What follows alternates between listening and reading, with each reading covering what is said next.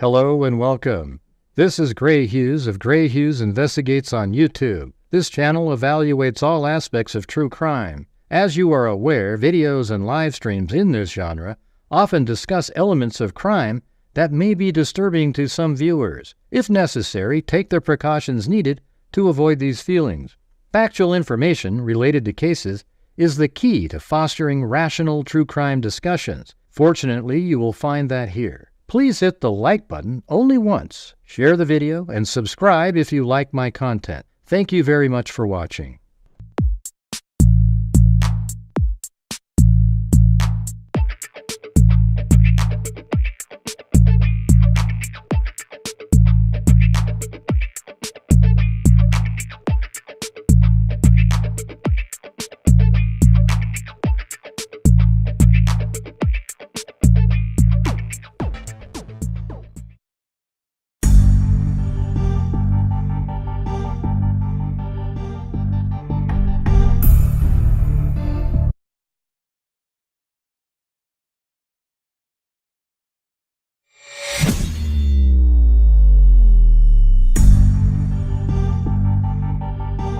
Yeah, you gotta have that in there.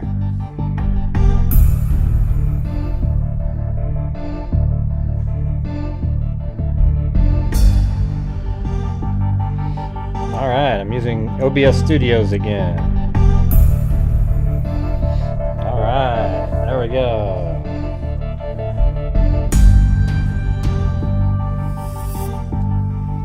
Yeah, hopefully we can have it where it's not like last night.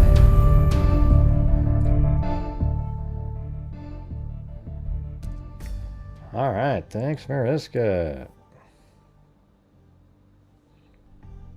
Something right out of the gate.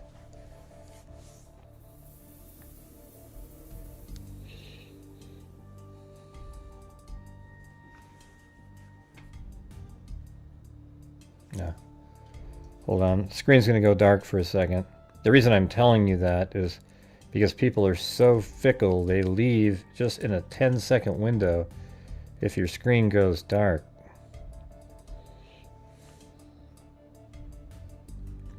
Hey Gray, my son's middle name is Gray. I'm a silent supporter, not always in chat. Love all the work you do. Very much appreciated. Well, thank you.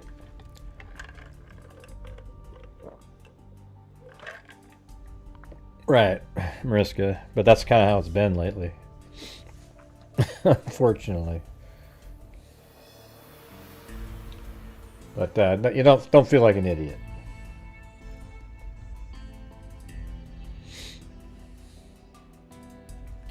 All right, so maybe we can go over. Let's do the audio and everything together, and then we can go. I kind of, the thing is every time you go over something again, there's more in there. Like I was thinking about going over all the, most of those images again that we just got the other day, because we just kind of, I kind of skipped through a lot of them kind of quick.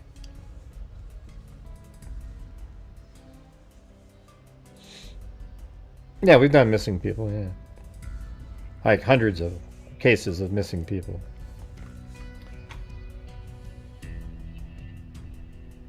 But, the problem is if it's not interesting and big, nobody follows it, nobody cares, so that's the problem. So you might have one that you're interested in, you go, hey Gray, what about this one? And it's just some random one. I guess I could put a community post out or something, but if you spend a show on it, you get like 40 people watching these days. It used to be different.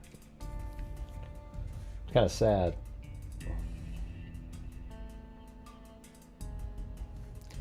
But hey guys, as you're watching, as Mariska started off there, if you're able to help support the channel, that'd be great. I don't want to have the same kind of night like last night. I mean, that was just such a grind, just like, wasn't fun for me. Okay, well, good luck on that one, Oregon Life. Good luck. All right, let's see. We got...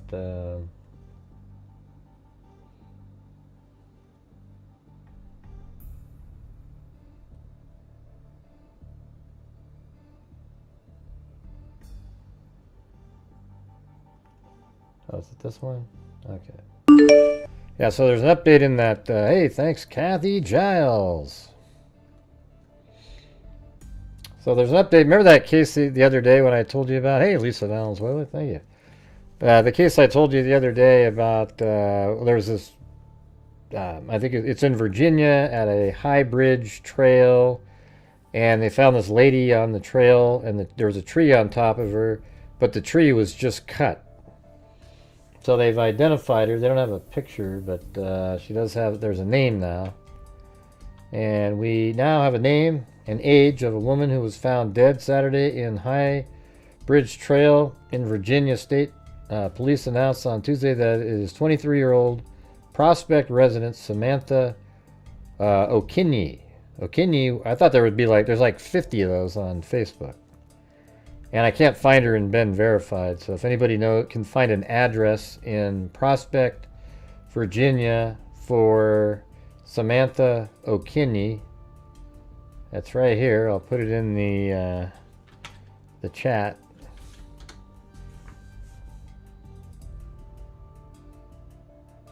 No, I guess it puts all the rest of the link if you hit copy. So she worked at Papa John's. She worked over here at this place in I think it's in, what's the other town? Farmville. So she worked right there at this place. And apparently, though, she lives closer to where maybe she was found. So that's where she works, but Prospect is right over here. That's where she lives, in this small little town here. And then her body was found on this creepy little trail here underneath a tree. Look at this creepy road. You know, so somehow, somewhere along here, a tree was cut down and placed on top of her to make it look like it was an accident. So we're just kind of following that one, and that's the update right there. All right, so we got a little bit of an update going.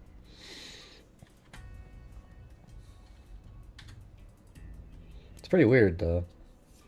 I think it's going to turn out to be, somebody that was in, somebody close to her who killed her, and then he wanted to make it look like it was an accident while she was on the trail. If it's not that, then it's a creepy, really weird situation. Yeah. Thanks, Sandy, Shirley, and Kira, and Dixie Hippie, and Roger S. Thank you.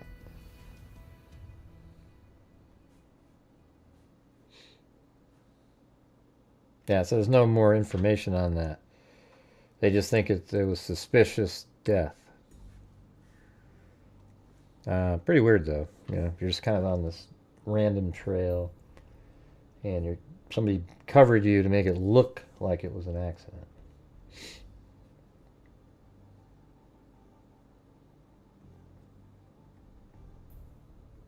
I'm just trying to get my folder open again here. Adobe Premiere.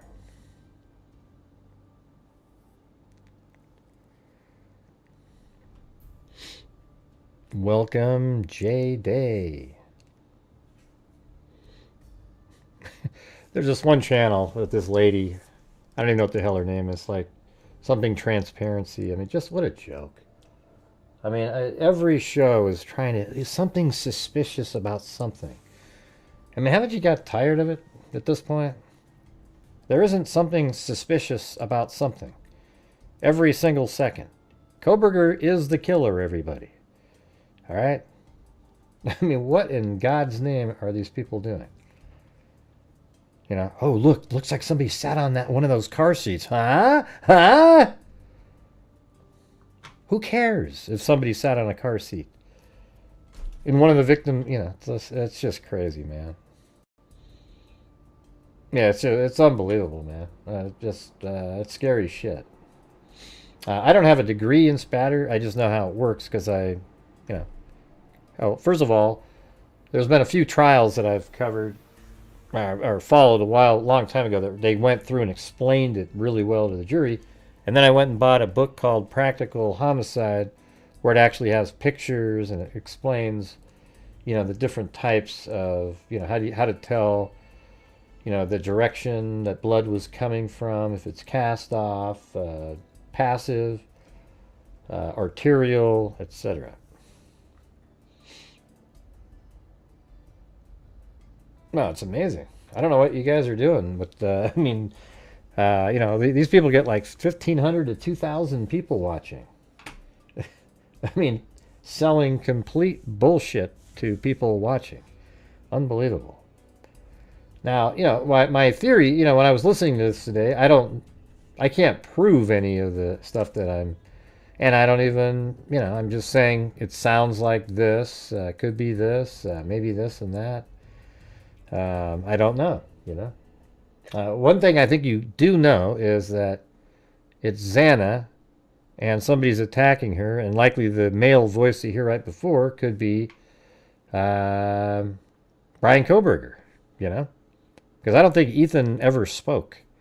I think he was in bed, he got stabbed right in the neck, and was probably just kind of barely woke up and bled out really fast before, I mean, like he lost consciousness within seconds. So I don't think he was ever part of any kind of, I don't know. No, I mean, actually, you know that sound where you hear that little, it sounds like a dog bark, but I don't think it is.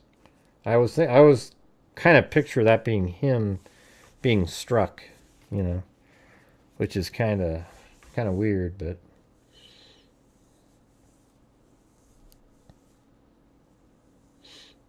Well, I mean, I'm just telling you what I'm hearing. I'm using the audio information to say what I'm hearing, you know. Now, but we're not there, so I can't tell you 100%. Like, feel confident, like a couple of those sounds are a trunk and a door, etc. You know, somebody was asking, I think we went over it already, the DoorDash driver when they were there. Maybe I can move this out of the way and bring one of those in. She was there. She drove away at, let's see, 4:01-ish, something like that. What time is this one? 3:47. This one is, okay, that's not that one. This one might be in here if that goes long enough. That's Kohberger leaving, so that's not her. So it's this one. Right there. So I think you need to take that one and the one right before it. And let's just do like audio gain. Just add like 15. It's going to be way louder. Yep, we're already hitting the lulls right away. We're at $7.97 on Super Chats. That's $7.97. There we go.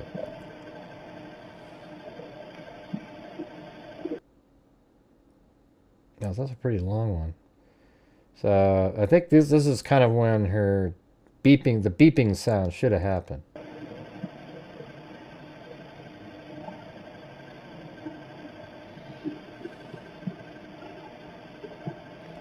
Thank you, Dale Gallio. And you also did the same thing on the video earlier. Thank you. And thank you, CR. Are you guys, when are you sending in the picture, by the way? You got the mug. We need a representation of But Gray. Or I'm never watching again. Come on.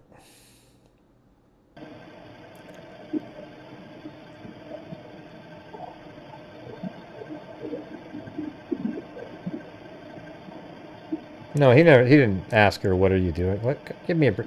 Hitman, just be one of those silent people in the background, please. It's really ridiculous, some of the...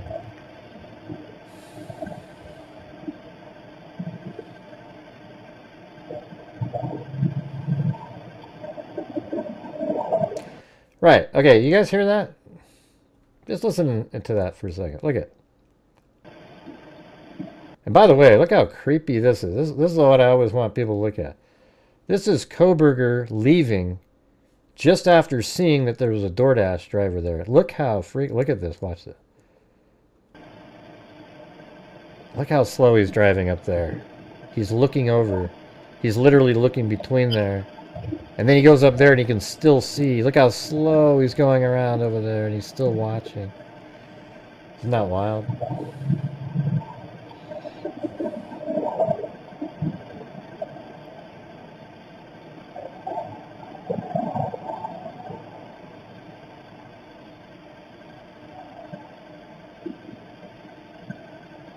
So she's delivering the DoorDash right now.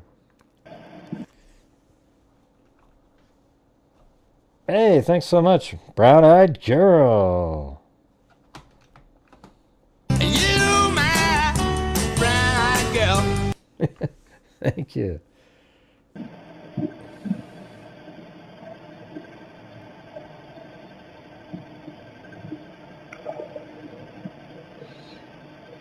All right, so the car, let's just go right before the, now look at that, and then the, up above, I always want people to see that. See, that's Koberger coming back, because he did a quick U-turn to see what the hell's going on up there. And that's what changed everything, his fate, in terms of somebody seeing him missing a front license plate and the correct year. They did get a shot of that at the A&W too, but. All right, so the car's driving away. The DoorDash driver it drives by right here at 4 o'clock and 41 seconds. So let's see if we go back, to 28. Do we start hearing anything? Yeah. See?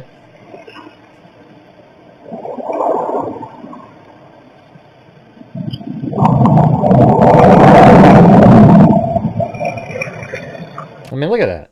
You hear all that sound there? All right, I'm gonna go get the one of the last ones in here. Let's see. So this would be.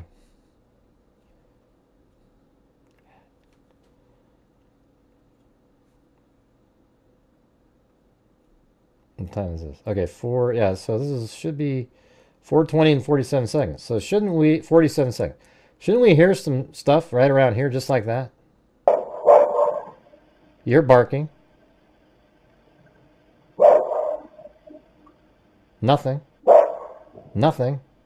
Nothing. And then boom, he's out of there. Where the hell is the audio before that?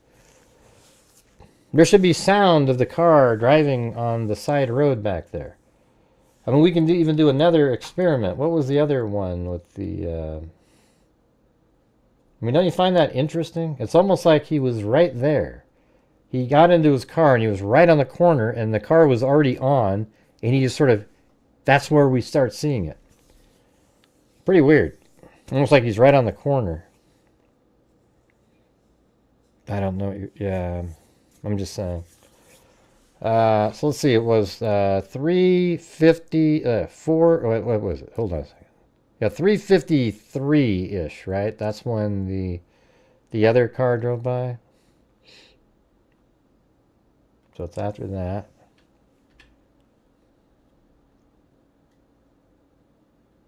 Right, so this car here is the tan vehicle. Let's see what that sounded like, because that came from back there too.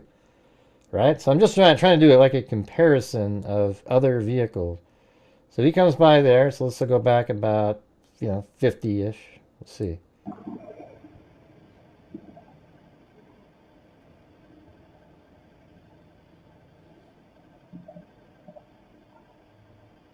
So there's nothing. But you can kind of hear it there.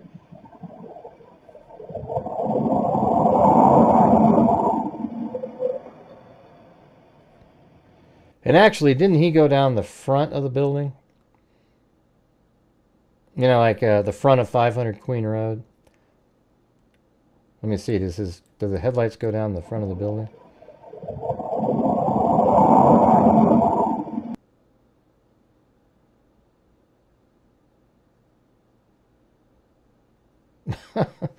I don't know, man. It's just so weird to me that his headlight, not headlight, the sound of his vehicle just doesn't show up. It just feels like, we're looking, or we're hearing So right here, why can't we hear a damn thing until it shows up on camera? Listen to that. Other than the dog. And the dog seems like it's right there. That's real audio, not adjusted whatsoever. You see, you can slightly hear something right there. And look at the... so what I'm trying to do, you know when the car is right here... Oh, shit. I'm way now. Hold on, I gotta go back over here.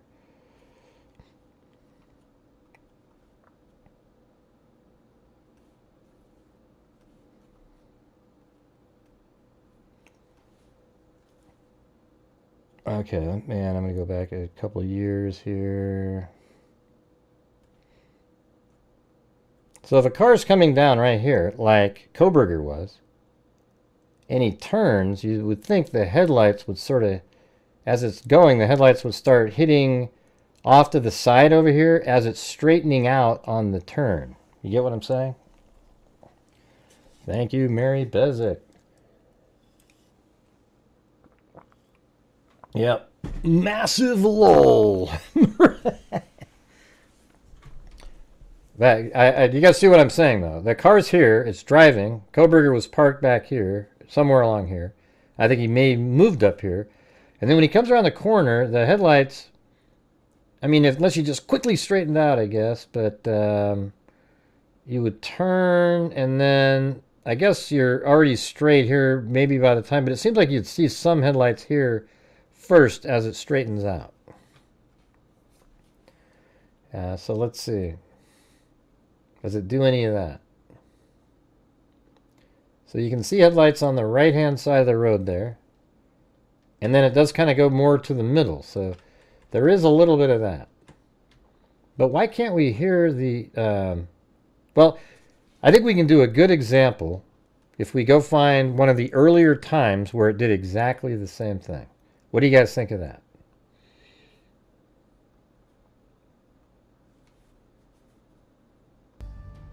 So we actually look into stuff that is real, not looking at a seat in a car and wondering. Okay, you're going to send a new picture? You sent me one? Okay. Oh, wait, that's on your mug? Is that what you're telling me? Let's see. Hold on. I don't see anything, man.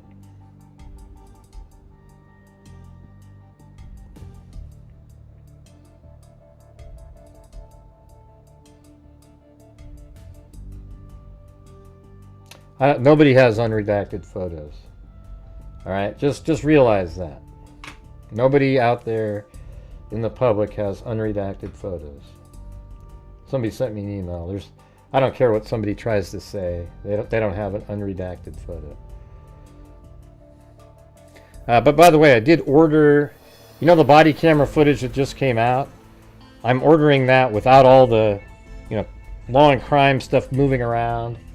And it'll be the original version. Of course, when they redact it, it's not the original because they have to save that and then save it out. But it won't be pixel. It'll be the highest quality that we could get.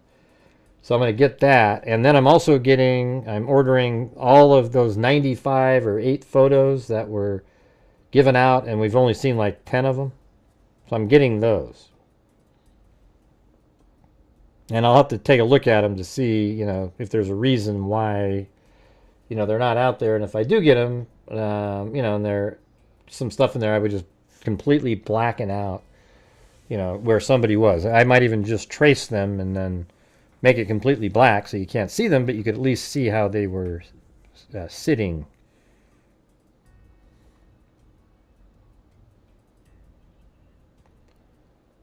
Thanks, Ann Bizik. All right, so what I'm going to do is I'm going to, since I have all this surveillance footage here, why don't we go back to like 3, one of the early ones, the first shot here. What time is this one? This one's, no, not that one. Okay, 3:42, so maybe. Okay, this is the very first one. So when this car is leaving, there it goes leaving. Shouldn't we hear, let's see if we can hear anything behind on this one. So it drives by the camera at 3:33, I think 01, right there. And then if we go back, you know, 46 seconds or so, what happens? Maybe his car is just quiet.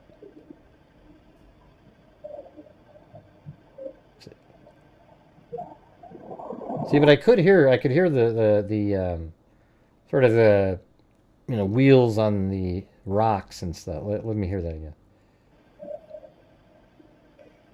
It was pretty quiet though. I'll say that.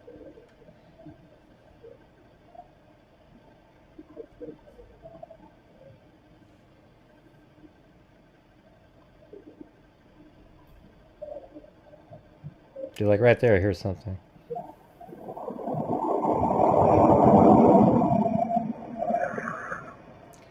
Yeah, that's just really weird, you know. Maybe it's just a quiet car, I guess.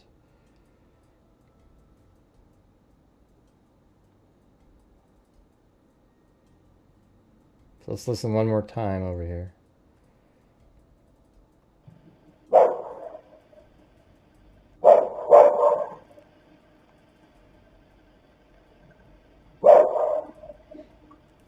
Yeah, that crossed my mind, Christopher, but it was quiet on the other ones too.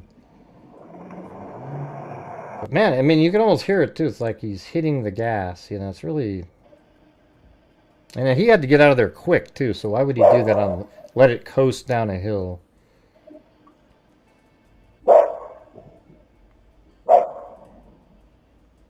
See, like right now, you still can't even hear his car at all. Until now.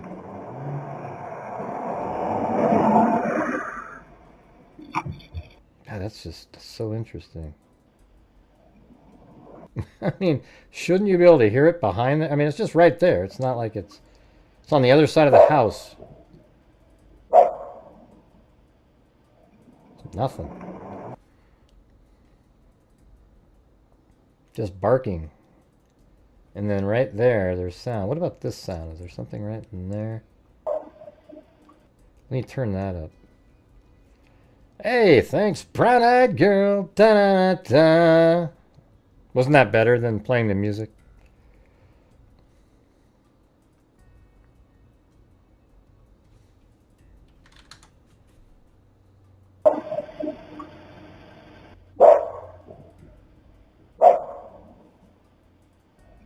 I wonder if we could hear something if the dog didn't kind of, you know, have some of his bark make up that.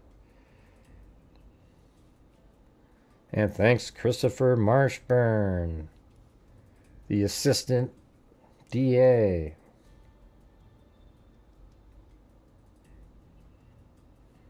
Let me boost this up here.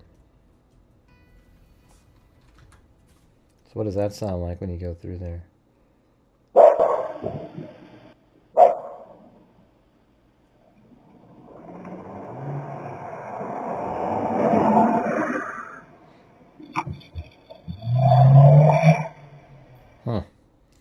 Yeah, I don't know. It just seems like it's sort of right there, kind of like I mean, I don't know if he parked down below where I think he did.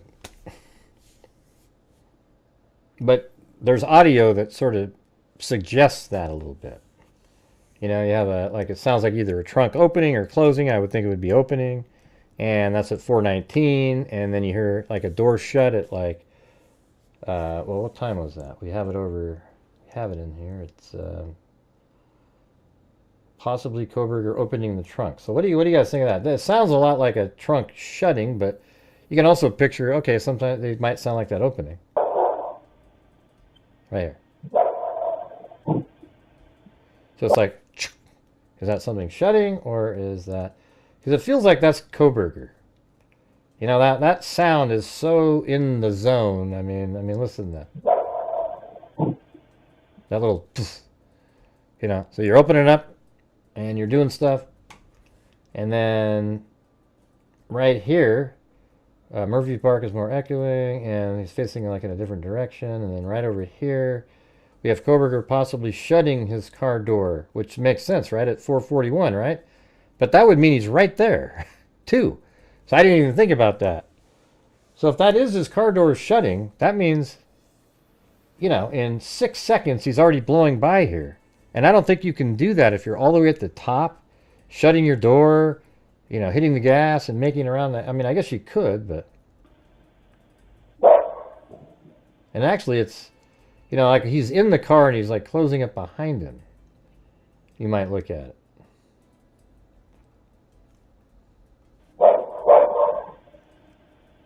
Yeah, it's right there, right?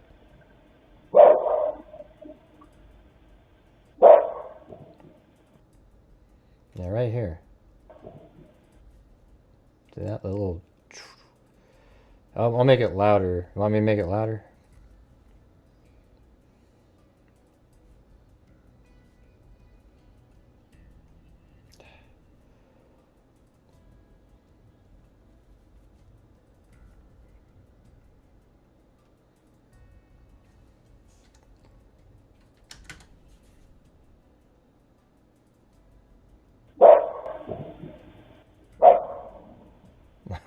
Or maybe that's his car going over something, you know. I guess that could be.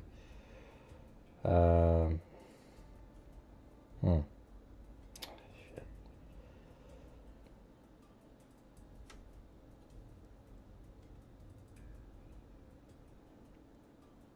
I don't know. What do you guys think?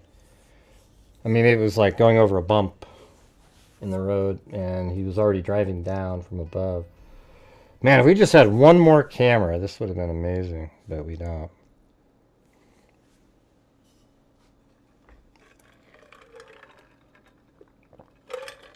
Well, that's what I think it is. I said that. That's this door closing, but I don't know.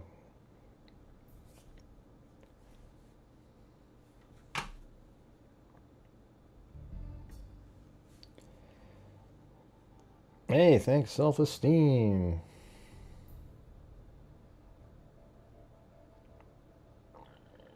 Oh, there goes my stomach. All right. So let's just go to the main part. It's just always, this is the part, you know something bad is happening in here. Maybe we'll start it right here. Let me turn off my music. And then maybe turn down my mic a little bit.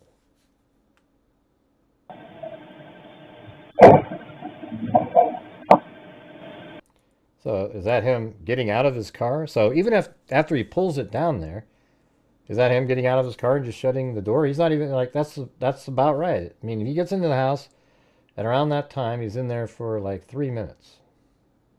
But maybe not. Don't know. I mean, I'm just listening to sounds that sound like something. And I don't know if he would slam a door, though. That would be kind of stupid. Hey, let me wake everybody up before I go in. Thanks, Leanne Bell.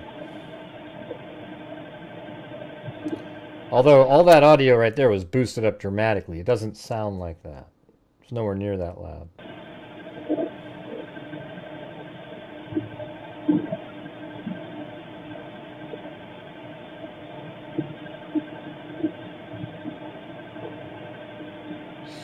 All right, so that's a real thing, you guys. I was going to show you this.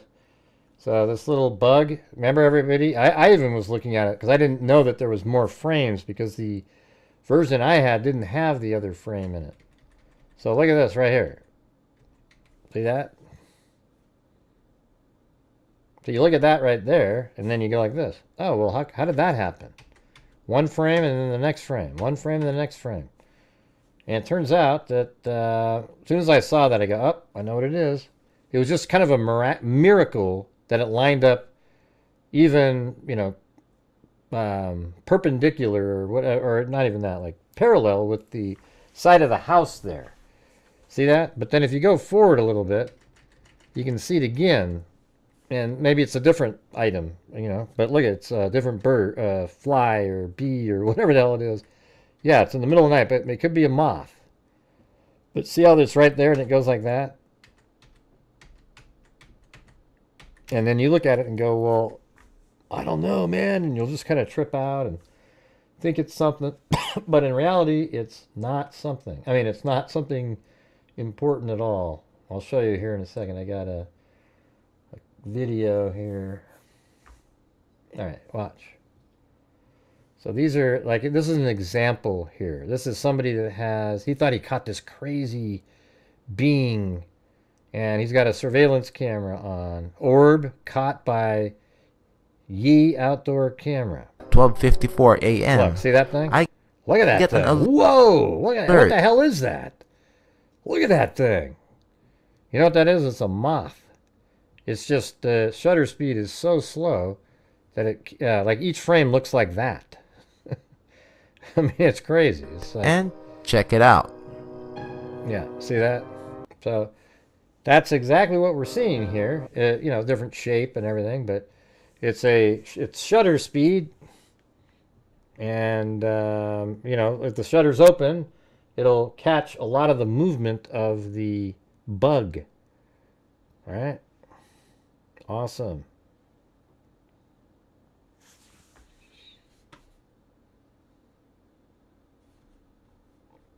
Have you seen any other YouTuber point that out yet?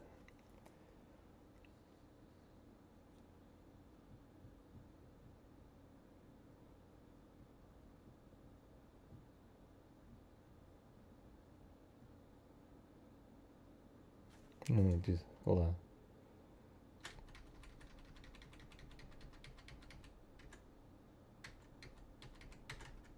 on. Woo, look at that. All right, so we got that, and then we're going to move to this portion. Thanks, Mariska.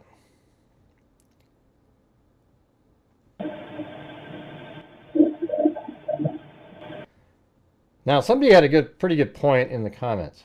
Wouldn't that be crazy if that is Dylan saying Xana?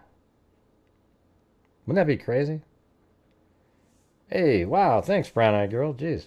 From listening to your other video, it sounds like at 4:08:52, someone's walking over rocks with them tapping each other. So he may have parked closer to the bottom. About leaving car on. Does that style car keep driving lights on while in park? I don't know.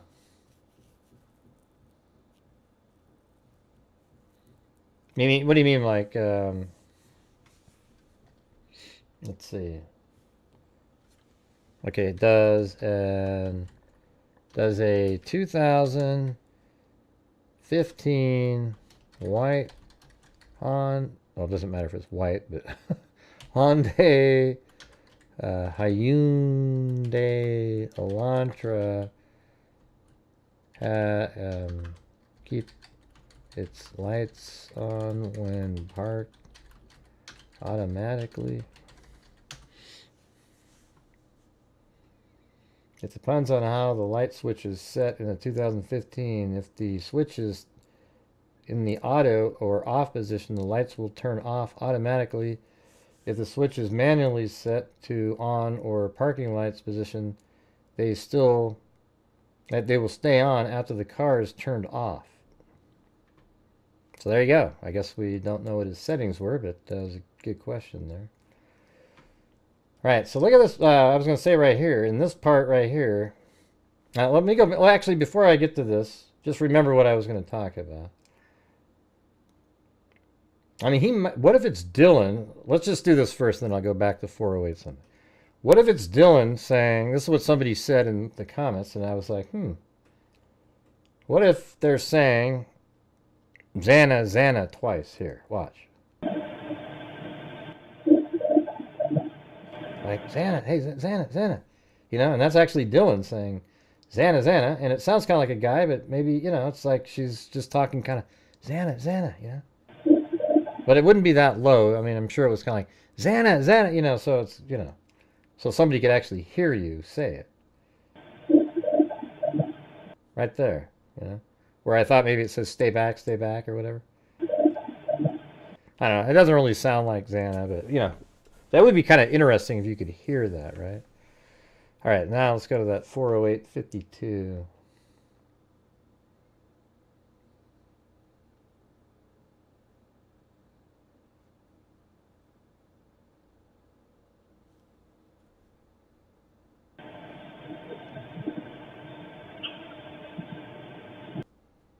Now that sound there. Let's see. Hey, I wonder what that sound is, actually. I don't know what that is. So you think that's somebody, like a rock? That little ch.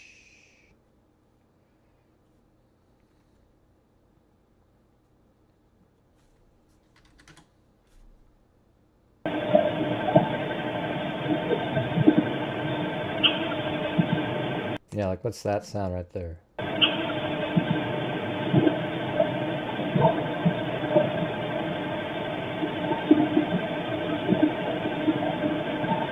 You know what's weird is a lot of that stuff is just artifacts, like the constant sort of, like that little that sound that sounds like you're underwater. That's just kind of like you've hit the minimum threshold of audio, and then you boost it up, and then there's something there, but it's not really there. I don't know if you know what I'm saying, but that's kind of how it is.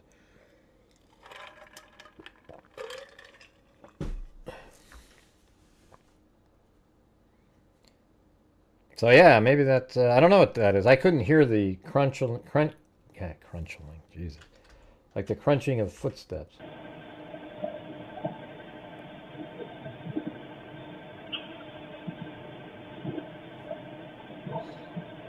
What's weird is, though, he's definitely parked,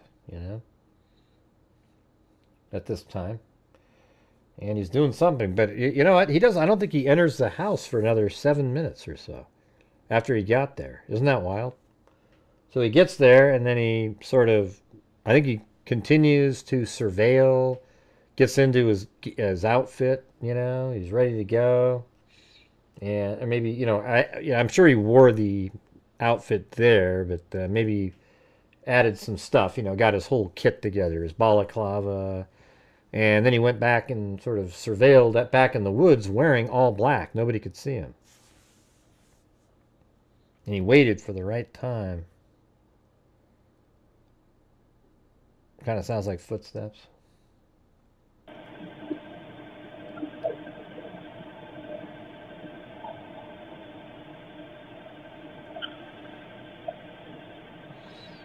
Yeah, there's just so many of these little random little sounds.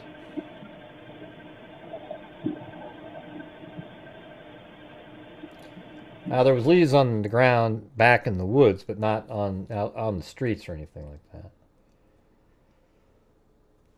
All right. Well, there you go, brown-eyed girl. Well, I guess, the thing is, I hope he tells the story someday. And the way we'll know that it's true is if he makes himself look horrendous.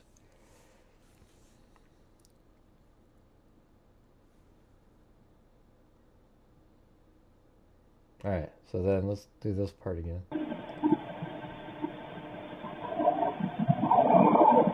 See, what do you guys think of that?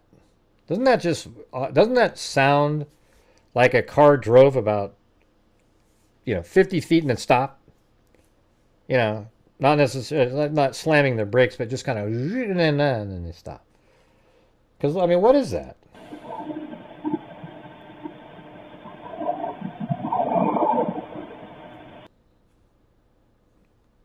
It's got to be somewhere in there. But what's interesting, though, that doesn't really match, though, when he's leaving. So it should, but as he parked up before, I guess that's what I'm talking about. Like, why can't we hear that sound when he's driving down on the other loops? Maybe we should try, let's try one of the other two as for experimental. So there's other times, let's see, the next one is 3:39, right? What's this? That's way later. Hey, you guys, is this interesting to you at all? I don't want to just kind of do stuff that you guys like, okay, yeah. 3:47.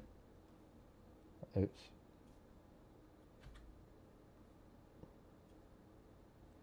$52. Okay, that's the one right there. So there he is leaving. So let's see if we can hear him. 3:58:23. How about if we go right there?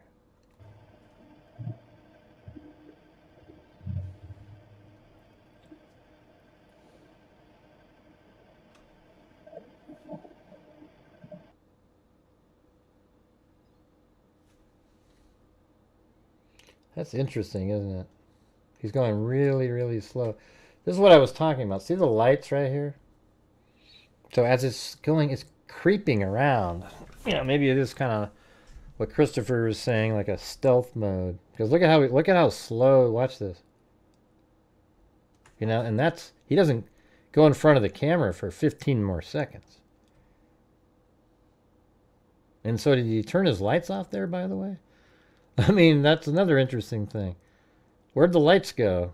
So those are lights. So you got a light. These are lights from Kohberger's vehicle. There's no doubt about it.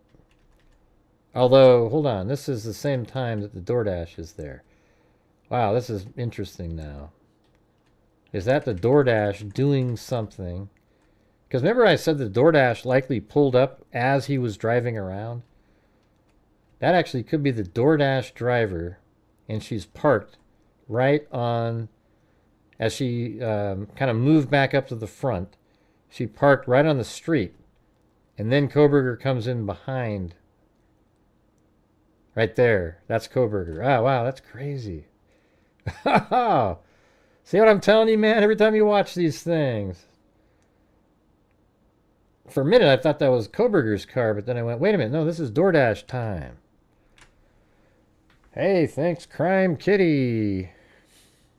You're my go-to channel for this case. Well, try to make it your go-to on any other case that we cover in the future, because that's how we cover it exactly the same way. Thank you so much for taking the time to bring us all the facts. Your videos are excellent. Thanks. But look at this, you guys. The DoorDash driver is there. Remember, she drove from the back to the front, right? So here's these lights. Can you see that on the screen? I just want to make sure you're... All right, so right there, these lights come around, and then they turn off, like, okay, she's stopping now. And then there's no more headlights over here because she turned the car off. And then Kohberger comes around the corner. And then look, there, look at that. I mean, that seems like that's what that is. It doesn't seem like a continuation of Kohberger's car because it already sort of finished the... Yeah, right there. So it comes around, and then it's like she just pulled up and like, let me show you what I was talking about. See, the theory that I've had in here was that so when the DoorDash driver was back here and then eventually drove up like this, Kohberger just happened to be driving around back here. That was my theory. So like Kohberger's driving around back here, and the DoorDash driver is here and moving up like this and then pulls into there. And then, of course, Kohberger did hang out back here for 30 seconds or so, then drove this direction. And so it's almost like maybe they did park right next to each other. That's what they're talking about. Right back here. See, that was confusing me for just a second ago. So she was parked back here. Oh, wow. Oh, Jesus. This is getting nuts now. Here, watch this. Watch this. I can show you this. All right, let's go over here. Now, see right up in there? Watch this. Let me see. What time is it? 3:50.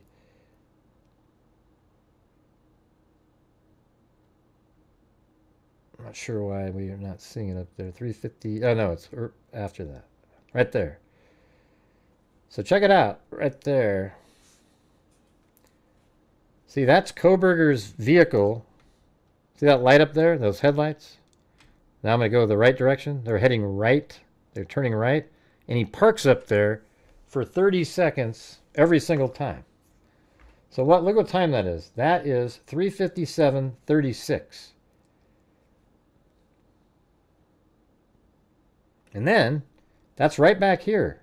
The same spot that apparently the DoorDash driver was parked, right? I mean, this is sweet. Like, this is where the DoorDash driver was apparently parked back here and then moves forward. But Kohberger comes and parks right there. Then, it appears on here that the DoorDash driver, like they said, they parked next to each other. He parked right behind her. Because I bet you she was right on the side road too, and he parked right behind her or something like that. Then she comes down, and look right here. Let's get the timing correct here. This might even be like a video. I mean, this is crazy shit right here. So right now it's coming around the corner at 3:57:27, and like I said before, he stays back there for 30 seconds or so. So 3:57:30, let's say 35, he's parked, and then we got to go back a little bit here. That's Kohberger. And then the DoorDash driver, about 30 seconds after that, comes down to the front, and that's her car, and she's pulling into... See, this all makes sense now, you guys. I mean, this all makes sense. It's really creepy.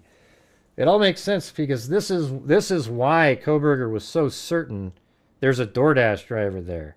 He parks behind her, and she's up there, and then... let's see. And then she drives down, and he sees it right in front of him, this car driving around, and then watches it pull into the front driveway. And then, right in front there. So then he passes the car, right? So let's go right here.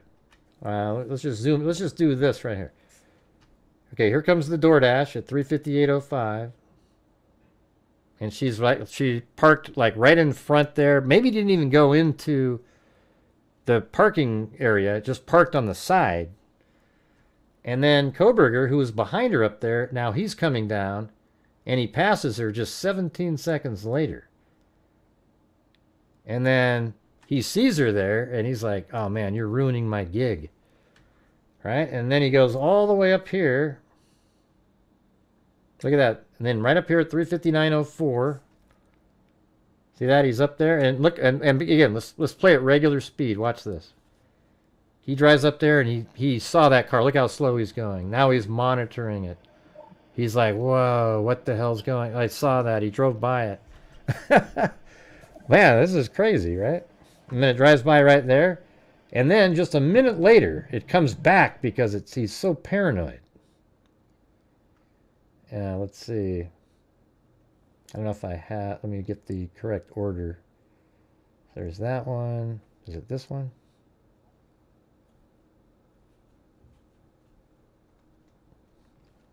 All right, you guys, let's not have the lulls tonight. We got to have one of those good ones again. We're getting right near the end of the month. All right. So look at... just look at the timing on this. And as we know, all the other times when you drive back here...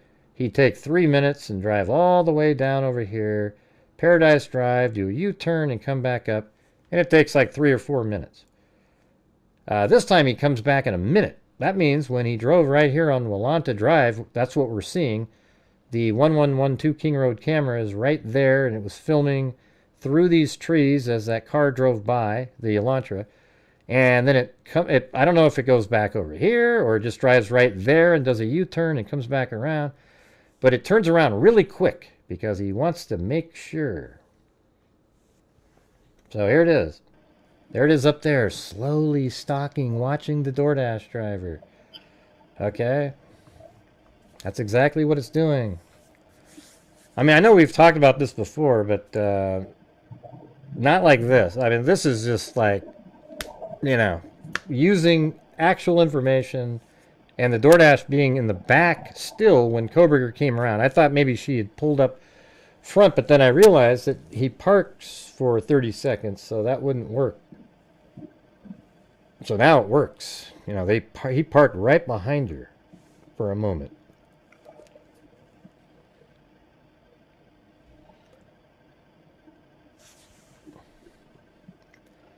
All right, you guys. Well, we're having one of those massive lulls again. So if you're out there and you have the ability to help support the channel, we've only got 4 more regular days left after this one, and we're just trying to have a really good month. I'm hoping to. I want to somehow get back to donating like $6,000 or something. Hey, look at that right there. See that? See, there he is coming back that quick. So he didn't drive way away. He's paranoid now. But watch how slow he's going again. See, here he comes. Just a minute 10 later, he's right back. Slowly driving, looking. He sees that damn car still there.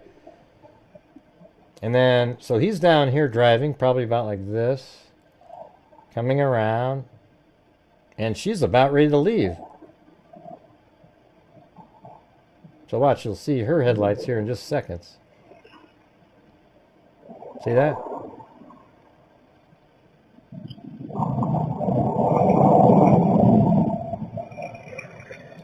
So taking a look at that, this is how that worked. Koberger's driving slow up here, looking in there, looking in there, looking in there. And he drives around. He's not going to go back in because he doesn't want to be seen by that person now. So he drives around, and I would say by the time, when that DoorDash driver was leaving and she was right there, he was probably like right over here. Like right where that car is. Where that car is probably when she was right here. And then she turned right, and wherever she went, she went. She may have even driven up like this, because that's how you get back to Pullman. But Koberger drove around, and that's when he went around like this, and then got filmed on this building. So you could actually say, without the DoorDash driver, they may have never got that shot with the great shot without a front plate, and be able to identify the precise range in years.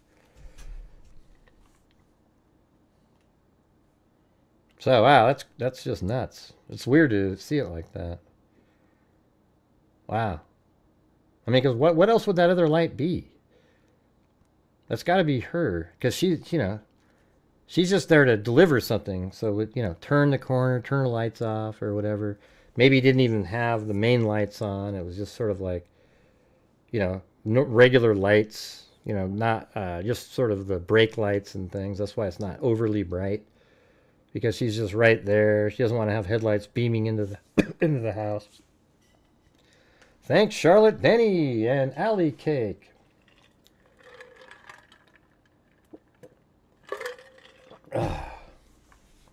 Wow, that was pretty nuts. I'm gonna save this. I might have to put a little video out on that one.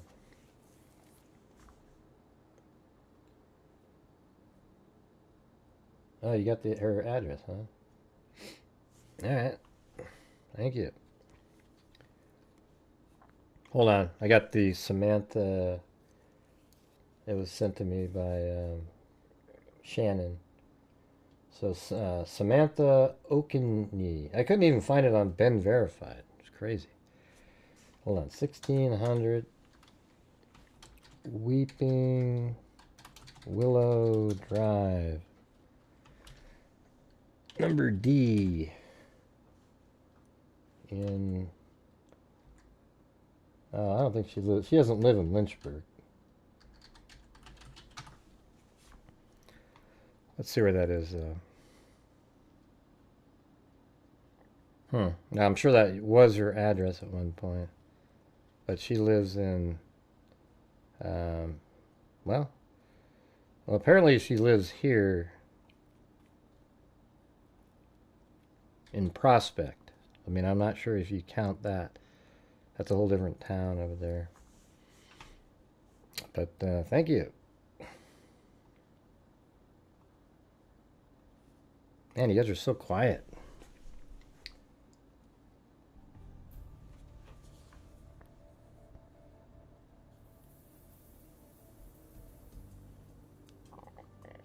Yeah, I would know exactly. I would know to ask all the officials that do their press conferences and their interviews. These people they don't seem to. They always ask the same questions to them. There's some really important stuff you could get.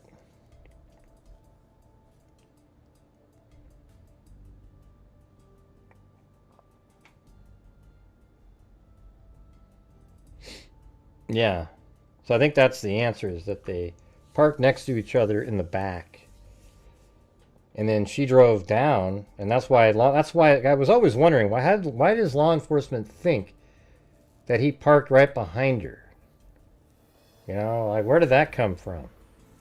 It didn't make sense if she's parked in the parking lot, right? Because if she's in the parking lot in front of the house, I mean, he didn't pull into there. So now it makes total sense that she was parked up there on maybe the side street even. And then he went and parked in his normal spot on the side street. Or maybe she was even, you know, just in the back spot and he parked right next to her.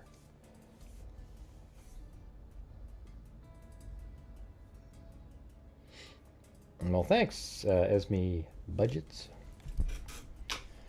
All right.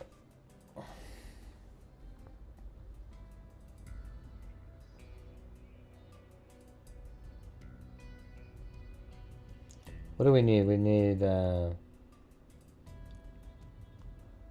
12, the equivalent of 12 channel memberships to get to where I can donate 5 myself. See if you guys can do that. When revisiting these details, I feel an overwhelming longing for a different outcome. Yeah, it's just... I mean, I just cover cases factually. I try not to get too wrapped up in emotional feelings when I do it. But there's times, you know, like just yesterday when I was looking at Murphy, that made me feel bad. Just watching him walk out of there. Then other moments, you know, especially when you hear the audio, which we really haven't even listened to yet on here, the main part. But anyways, I got to go use the facilities for a second, so if you guys can help get those 12 memberships, that would be great. I'm going to hit this, where is it? Stupid is being nice. No, not that You're one. an This absolute moron. This one right here. There's that one.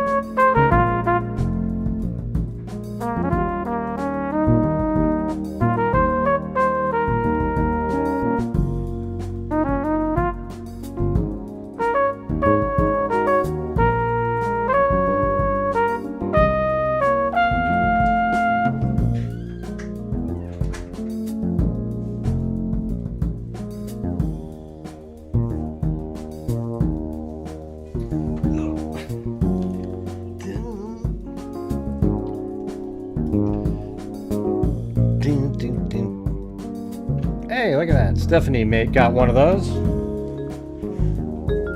We need 11 more now. Hey, look at that. Now we only need 6, 5.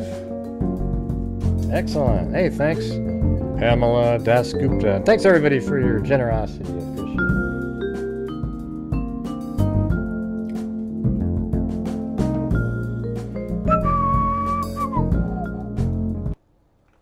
All right.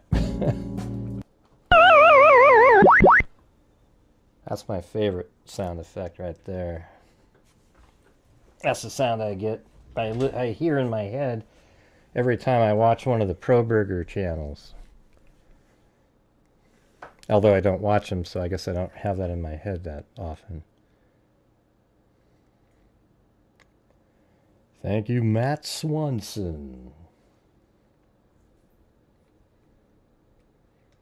And also, Running Bear, thank you for 4 months there. Very cool.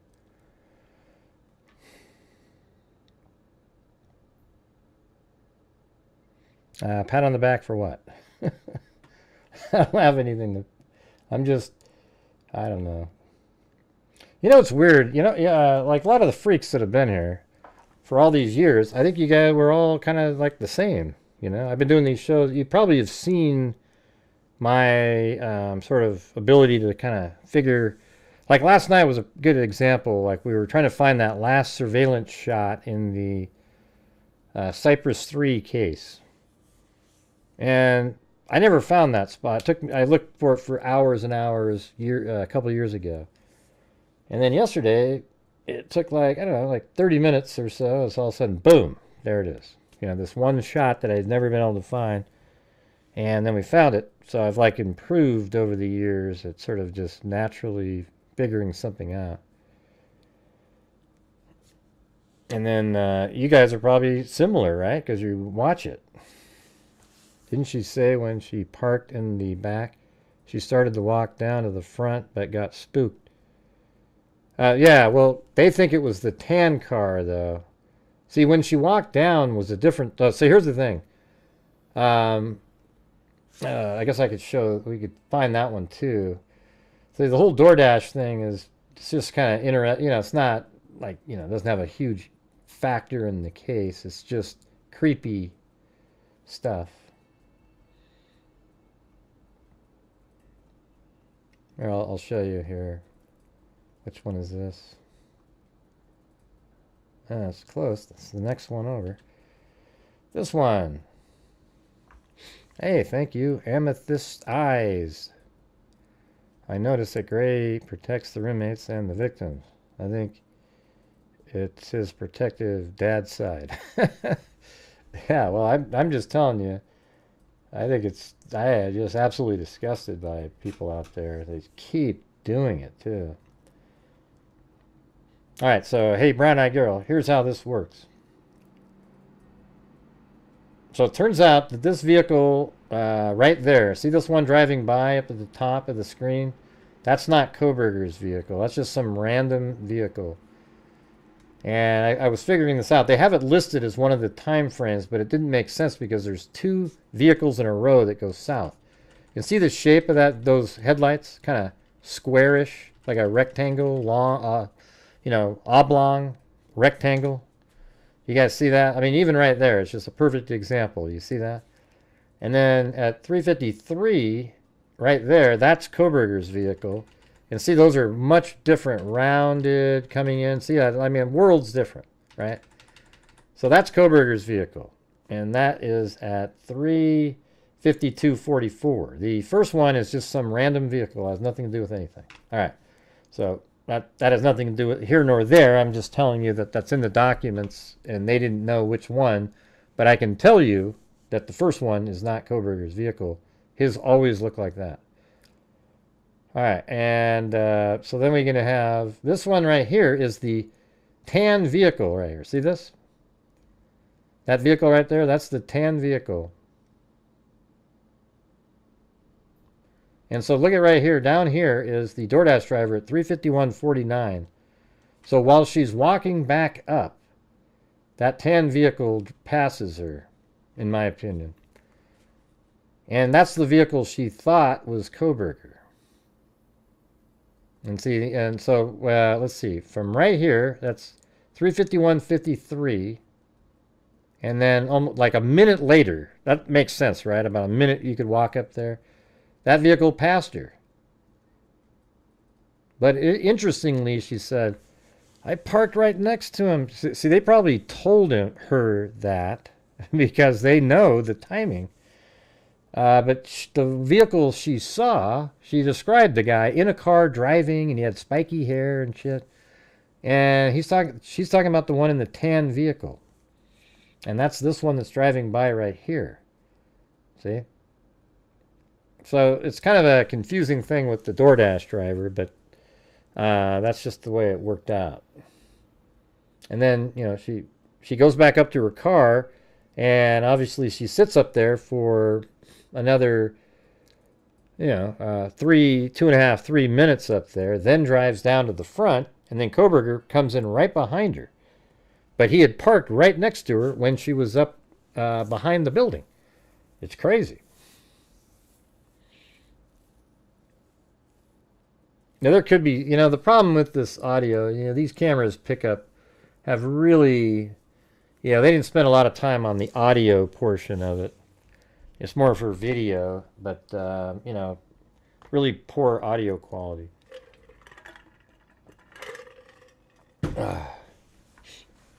What do you think about that, brown-eyed girl? I'm waiting for your reply. Because in the documents, she does mention this tan vehicle, and it had, like, this guy was in it, and he looked young, and he had sort of spiky hair, and he's, or some weird description that Kohberger isn't.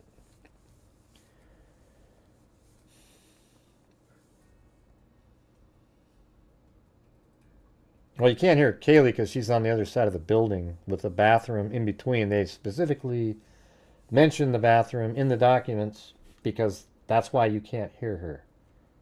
And it might, it's in a, not only that, you have the side of the house, that wall, then you go through the bathroom and then another wall, and then they're in that room there. So 2 walls.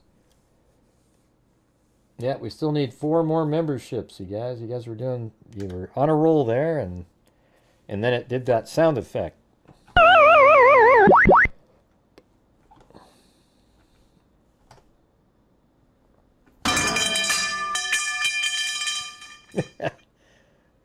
Walk the dog.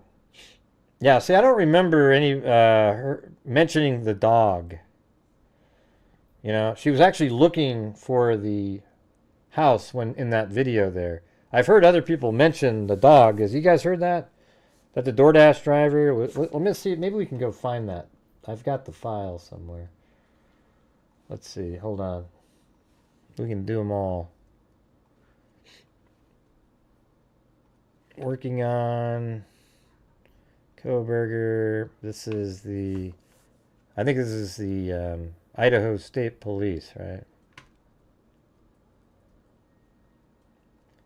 Hey, thanks, Nature Lover. No, it's not Idaho State Police.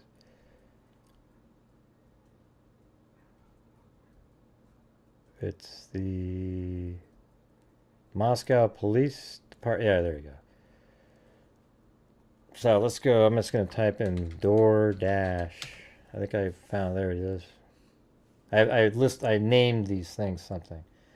All right, well, let's take a look at it. Let's read it. All right. And the reason this is just interesting because it's creepy as hell. That I mean, just his activity watching her. I mean, she might have been in danger, to be honest. Thank you, Pamela Dasgupta. All right. So Molly, I think her name is Molly. It's already out there a million times. Told me she worked for 12 to 18 hours on the night of November 12th. And I'll show you here in a second the logic of Kohberger's. Watch this. November 12th to the 13th, and received 3 orders in the King Road, Queen Road area. 2 of the orders were at the 500 Queen Road apartment complex, which is immediately to the east of 1122 King Road. And they go, wow, she only had 3 orders that whole night? That's the Kohberger logic, trying to find something. But that's not what it said, It said that she had 3 orders in that immediate area there, okay? And then 2 of the orders were at 500 Queen Road. And, obviously she had other orders all around town and other places. She just happened to have 3 right there. All right, so Molly said the delivery at 1122 King Road was her final order for the evening. Molly said she could not find I'll just say the DoorDash driver said she could not find the 1122 King Road, which is Kind Road, but King Road address, as the address number was hidden by the porch light, which caused her to remain in the area for approximately 15 minutes. Did we get all 4 of those just now? Or is that 3? 1, 2, 3. Yeah, we need 1 more, right? So the DoorDash driver also stated her Google Maps told her to go to the parking lot immediately behind 1122 King Road, but she was in the front first. So she stated she initially parked in the front of 1122 King Road and could see a female in the top left window, the 3rd-story bathroom. See, I'm wondering if she's looking at the middle front window. Hey, thanks, brown-eyed girl.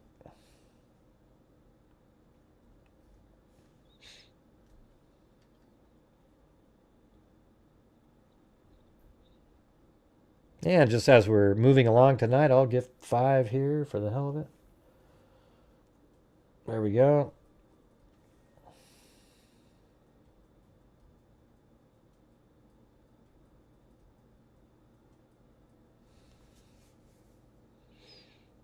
Yeah, and feel free to continue to help support the channel so we can have one of those crazy nights where we're moving into our donation night, which happens on the 31st.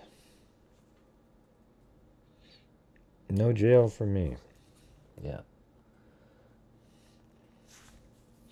Okay, so the DoorDash stated she initially parked in the front of 1122 King Road and could see a female in the top left window. See, I think that was... She's referring to the 2nd floor and could see somebody, maybe Xana, looking out the window, looking.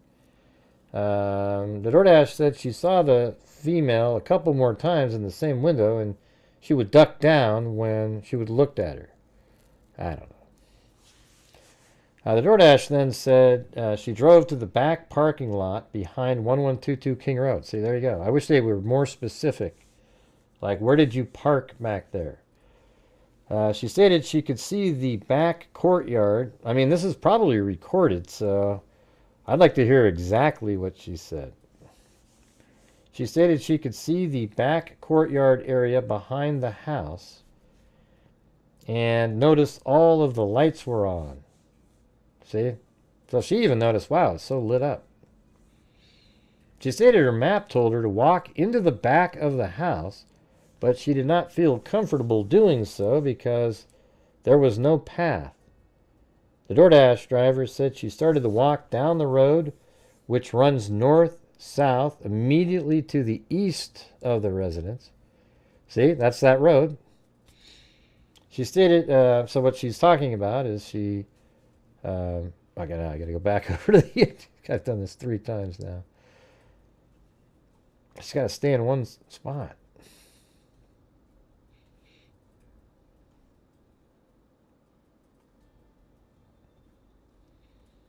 So she came in like this, pulled into here, couldn't find it for some reason, then drove back here, parked, and then she walked down this direction, and then you see her on camera over here. She walks back up this direction, and then a tan vehicle drives by her and exits as she's walking back up. That's kind of how it works.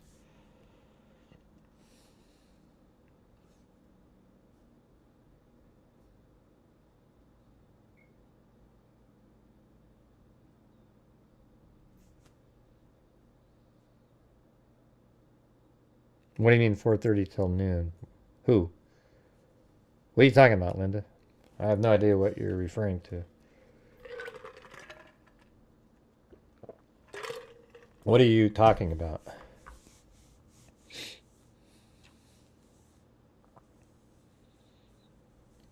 Is there any, well, has there be, I mean, look at this. Has there be any discussion about that they were doing for 4:30 till noon? I don't think I've ever seen one sentence that had more errors in it than that. I can't even, I don't even know what you're saying. Let's see.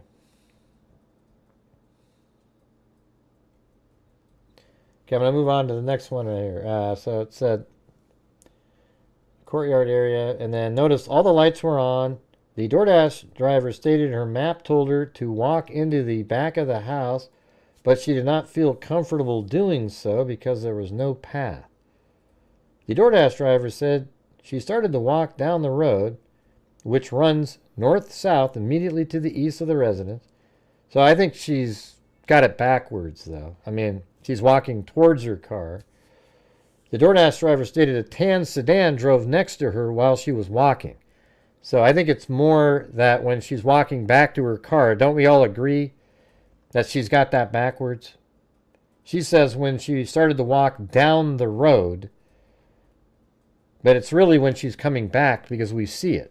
We actually see it. I could see somebody just not remembering exactly what time. But when you're watching the surveillance footage, you can see plainly that she's down here. See the DoorDash driver right there at 3:51:36, and then she walks this direction, and then obviously past the tan vehicle because there it goes, right? So that's on her way up. But, you know, it's close, right? I mean,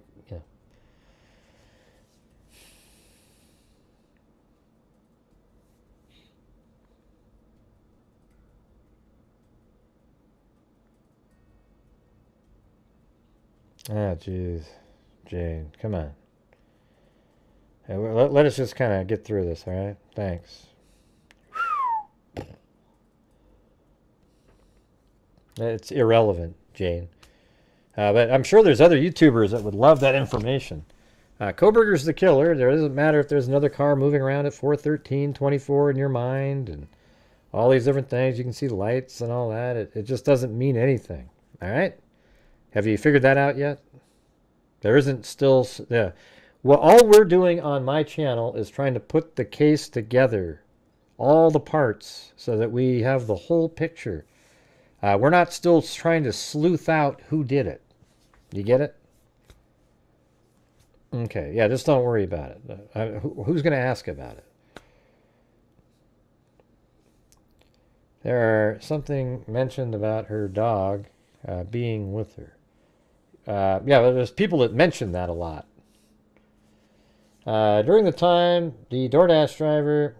Yeah, so right here it says, she started to walk back to her car and drove back to the front of 1122 King Road.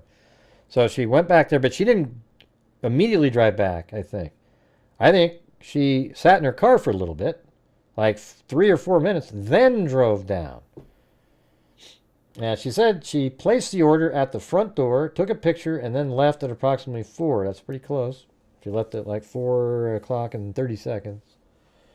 During the time that the DoorDash was in the area of King Road residence, the white Elantra can be seen via the King Road camera, driving back and forth on Willanta Drive, and then enter the King Road Queen Road loop at approximately 3:56. At the point, the DoorDash pulled into the front parking lot. Hey, so they're actually kind of saying that a little bit. At the point, the vehicle, so they see that same light that I'm talking about. Pulled into the front parking lot before she dropped the order off. The white Elantra pulled in behind. Boom. Yeah. Except they seem to think when it pulled up. At that point, she pulled into the front parking lot before she dropped the order off. The white Elantra pulled in behind her. I mean, I guess if you want to technically say that she's there and it kind of pulled in behind and drove by. But I think they parked next to each other for a moment. And I'm going to show that. And then exited the King Road at approximately 3:58. That's the Elantra. Did not mention seeing the... let's see, hold on. It says, a gray Subaru Forester. That's her vehicle. The white Elantra pulled in behind her vehicle, a gray Subaru Forester, and then exited the King Road at approximately 3:58 hours. She did not mention seeing the white Elantra behind her at any time. I continued to question her about her time near the residence. She told me she walked down Queen Road at one point with her flashlight out. She can be seen doing so on the footage from 1112 King Road. She also continued to tell me that the female she saw in the upstairs bathroom window would duck down when she would look at her. She described her as having long brown hair. I mean, it sounds like Xana. and stated she could not identify the girl as one of the victims. Approximately 30 minutes into the interview, S.A. Skelton questioned her cognitive ability. You know, I could see why you would do that. She agreed, and S.A. Skelton began the cognitive interview. During this interview, she confirmed much of the information she already told us. She was able to remember she had her... Okay, this is that part. She had her dog with her during one of the walks. One of her walks in the area. Okay, so at an earlier time. I don't think she had her dog with her that time. So this is just... Remember how she dropped 3 orders off during the evening there? See that? And so one of the times she walked it, she's not walking your dog in that video that I can see. But yeah, there it is, it's mentioned. So she was able to remember she had her dog with her during one of her walks in the area, but did not clarify much more in the ways of the details of the evening. We thanked her for her cooperation, offered any support she may need, and concluded our interview. Subsequent investigation of video footage and cellular data showed the tan sedan that she saw was likely a light-colored SUV which left the area. Moreover, it does not appear that she saw the white Elantra at any point during her time near the residence. Yeah. Interesting. Nah. She didn't, though, Albert. You guys are crazy. I mean, people get food all the time. That cup could have been there for 6 weeks. Why, who the hell would eat on stairs? You would just take it up, you know, in the living room and watch TV or something. That makes no sense. Sorry, buddy. Sometimes you don't just go, hey, there's a cup on some stairs, therefore... You know, like, just think through it a little bit. Hey, wow, thanks so much. Look at that, Linda Brimmer. Is it Brimmer? Okay, hold on. A for Brimmer, B for Brimer. A for Brimmer, B for Brimer. Thank you. Look at all those memberships. All right. Very cool.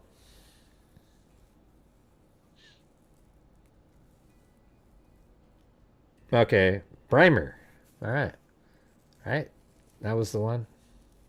Thank you. Appreciate it.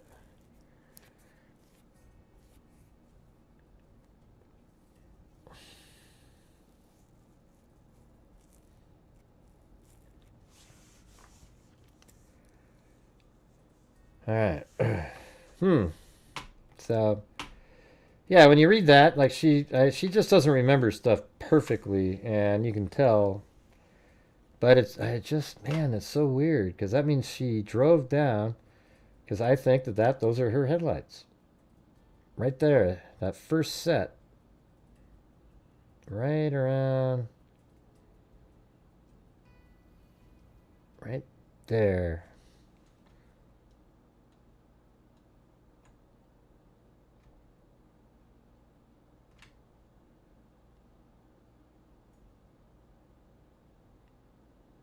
I mean, I guess it's possible she drove down there and was already kind of parked there, and then Koberger stopped for a moment in front, and that's why they're saying that, but I don't know. I think he just would have kept his lights on. I don't think he would have turned them off. Her lights, see how those are light? Those almost seem like they're not the headlights. They are, you know, you don't want to disturb people when you're delivering a meal, so you might turn off your headlights. And it's lit there, so you just sort of pull in a little bit. Koberger's got his headlights on. Big difference. See, it's similar to, like, there, that little bit of light, but...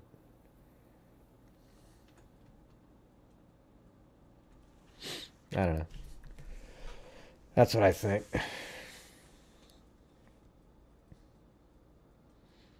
What do you think?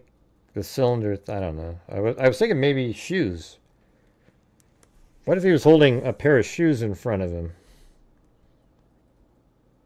That he was going to, you know, that he brought, I don't know if he brought him in with him. I just don't know what the hell he was holding.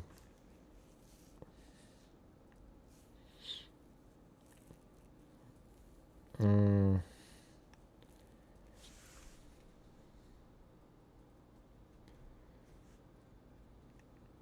Yeah, well, I guess when you're really drunk, Linda, you can go to sleep. Yeah, so I don't have any questions or anything about the Dylan or Bethany. Their behavior doesn't even bother me or anything like that at all. I'm not even reading what you're saying, Jane, so I can't be misunderstanding you.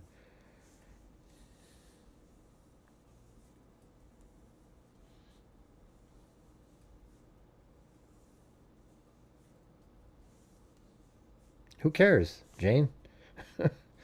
I mean, I don't care that there's a vehicle over there.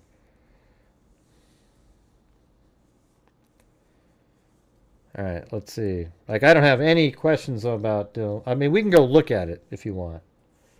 All right? Maybe you're onto something, Jane. We'll take a look at it here in a minute. We can do all these things. I've got all of it. But let's just let's see. I'm not even sure what the hell I was talking about. It's just so much crap going on. Oh yeah, so Dylan and Bethany. Yeah, I mean, you've got these college students who are drunk. They always have parties there. There's people all the time. They weren't sure what happened, nor did they even want to go. These two girls are very, like, I don't know what you call it, like very emotional, or they wouldn't be able to handle something really bad like that. So their own mechanism is like, oh, I'm sure it's something, it's not what, sounds like. We'll just check in the morning and, because here's the thing, I can't not imagine the way that those girls were on the 911 call and in the video of the body camera footage. Can anybody really picture them at 4 in the morning, sneaking into the room to check and seeing your buddies completely massacred by a nut job? Those girls probably would have passed out. I mean, I don't even know. I don't think they would. I think their life would have been ruined. I think at this point they can kind of recover because they never saw. They just know what happened. I think if those two girls went in there, they would have had their lives would have been just absolutely screwed. Like PTSD, just horrendous stuff going on. I mean, don't you guys agree? I mean, it just seems so obvious.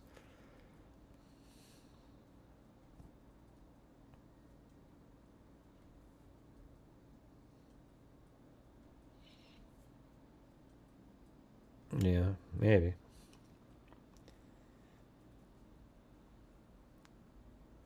So you're saying that maybe on a 1320 Linda Lane camera, there's audio that might explain what I think might be Koberger moving the vehicle. I have said it's, I'm not sure how likely it is that he did that, but, I'm always willing to go check it out. Which one is this?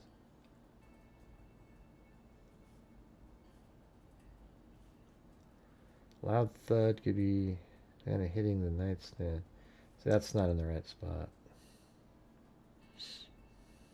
No. Alright, Jesus. That's just, Koberger. No, actually it's in the other one. Working on. Yeah, if you guys can still help support the channel during the show, that'd be great. We can get moving, have a good month. Alright. Is that it? This is the full 5 hours. Alright. So if I go to... I'll make a new sequence here. Bring this one in. This is a 5-hour video here. And this is what's crazy, guys. This is what I've been telling you about. See, this is online. This is somebody, the same owner of the other video, 1330, has this one. And watch this. So when you get to 3, watch right here. Here's 3:30, you guys. See the clock right there? I'm going to go like frame by frame. At 3:30, 29, 30, 31. Here, I'm going to play it quicker. Oh, yeah, there we go. I mean, it's just ridiculous. All right, 3:30 and 35 seconds. Watch this. And then up 4:06 and 49 seconds. It's skipping that entire time. Isn't that crazy? That's the 1320 Linda Lane camera. Yeah, we've gone over it many times. It's right here. Here is Linda Lane right here. It films out towards Taylor Avenue. There's a camera right here that filmed the Elantra driving around. Then there's a 1320 Linda Lane camera that shows the Elantra coming into the area at 3:29, and then boom, there just happens to be this one camera, and it seems to literally be missing. Because even in the police timeline, they do not put in the 4 o'clock. Remember when I said when Koberger came back and the DoorDash driver was there and he drove around like this? And he came around? They don't have that footage. So I don't know what the hell happened to it. It's pretty weird. All right, so we're looking at what time was that? That the person up there was, Gray, you don't understand. 4:13:14. That's what they're saying. Okay, let's go there. That seems kind of far away to have something being picked up on 13 or 1112 King Road, way over here. I mean, this is way over here.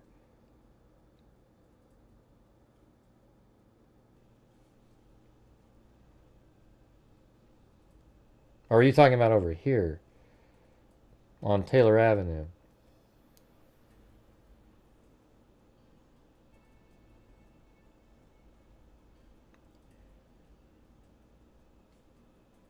What are you talking about?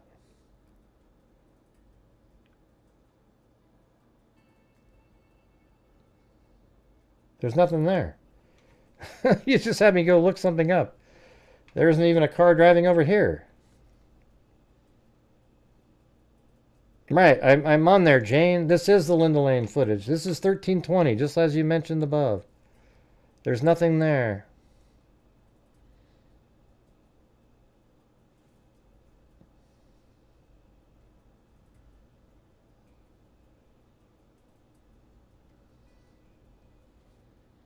Oh man, we got somebody in here just trying to like throw the channel off. You just told me 4:13 something, right?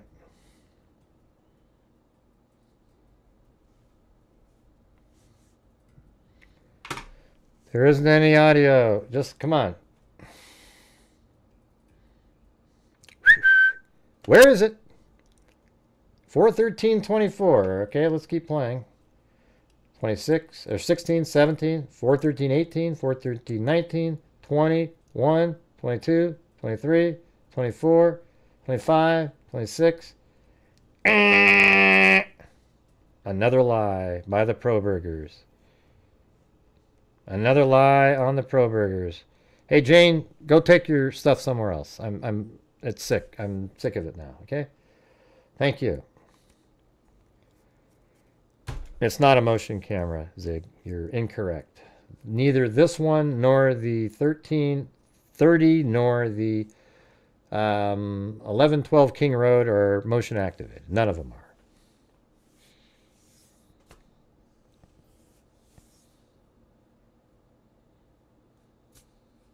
All right. So I'll try one more. You might have the wrong Linda Lane camera, so let's go ahead and see if we can, if we can find the other Linda Lane camera. Let's see. Here we go. 1330. You know. Let's see what happens. And you're saying 3, so it would be the 4 to 5. All right, I'm going to put that right over here. And let's go to 4:13. And if there's nothing there, I'm going to have to time you out because you've wasted a lot of our time. All right, so if there isn't a car here in 21 seconds, I'm going to have to time you out. You can't just come in here and throw out random shit.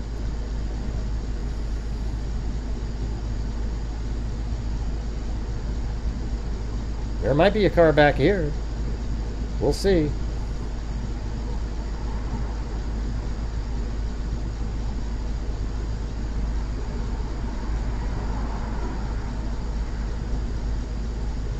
Where is it?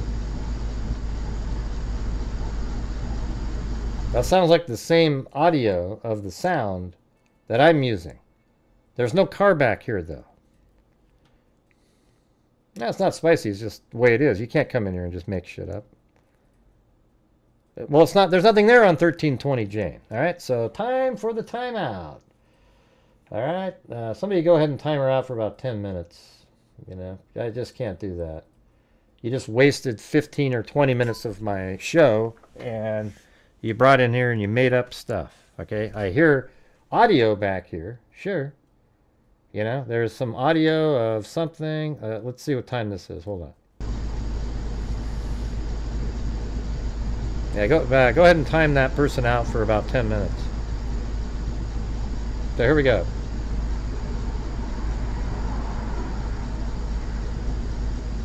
So there's that sound at 4:13. Then now let's go to the other, our regular footage over here. And then we'll go to the 4:13. Let's see what time I have that.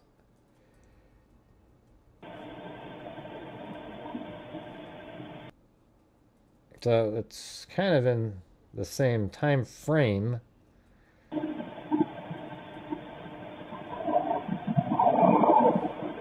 But it's actually 6 seconds different. So I don't know. And those clocks are on time.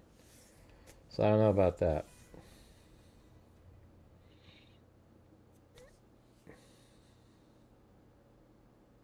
I don't need any help. I already know all the timing, Zachary. I don't need the. I mean, I think it's so weird how people, you know. Yeah, 4:15:19. You can hear. It's okay. Oh, I see. My brain's fried right now from doing all the stuff I just did. So you think it says, it's okay, I'm going to help you. You think you can hear that? Let's go look. Let's go look. You're saying at 4:15:19. All right, let's try it. Here we go.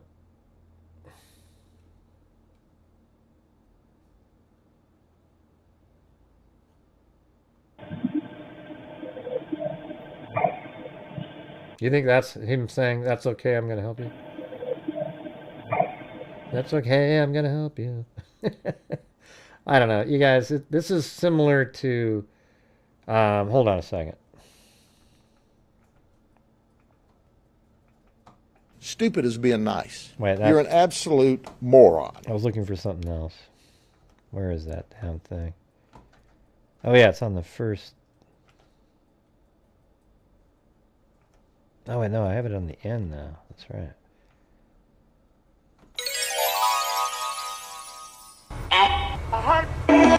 Oh, there it is. Skilligan, little buddy. Skipper! Skipper! Couldn't you hear it? At a hut. I mean, who doesn't hear at a hut? Listen to that. Listen. At a hut. At a hut. Do you hear it? At a hut. First two words out of the gate. Listen. Where's the crime scene? Where's the crime scene? Listen. At a hut. Two different ghosts. One said at, and the other one said at. One ghost said at a, and the other one said hut. At a hut. Oh, the other way around. One said at, and then the other ghost said a hut. At a hut. All right. Now right there, you hear that? Stupid. You heard that. It was crystal clear. That ghost said stupid. Right. So when we're listening to this, it's hard to tell, right? Because we just say, this is what I hear, and then people go, you know, I'm starting to hear that too. Well, if you have to say I'm starting to hear that, then there's probably something that's not quite cooking in that, if you know what I'm saying. Let's see. Right there, right?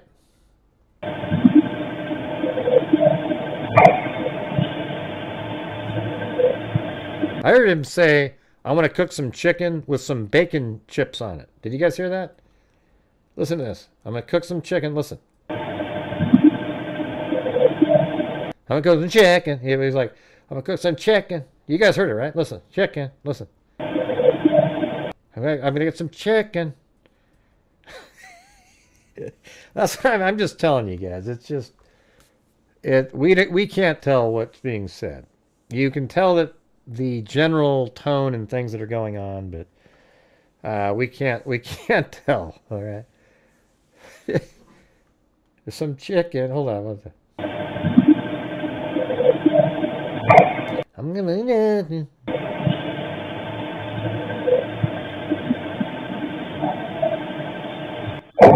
And then somebody goes, "Okay, did you bring the gravy?" I'm just saying, man. You guys, it's not happening. If you're MP, I've already we're doing well tonight. Real talk. Maybe you'd meet your goals if you are MP. What does that mean?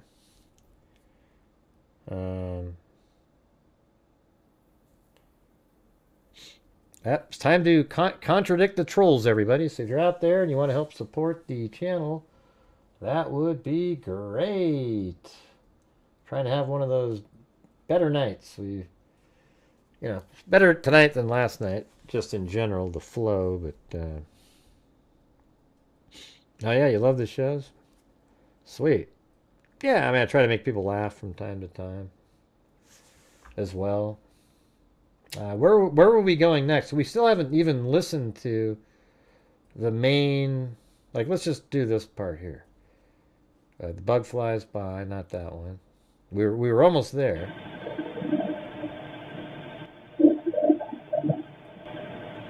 Doesn't that sound like Xana? You know? Xana.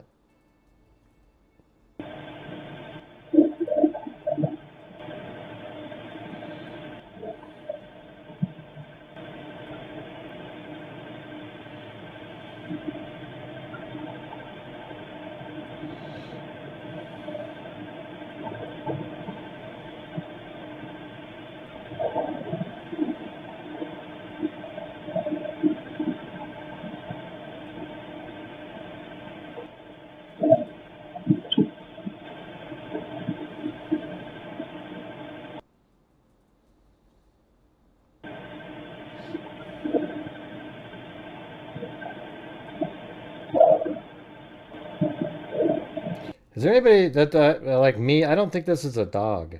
It doesn't sound the same. I mean, it could be. It's just like, weird acoustics or something.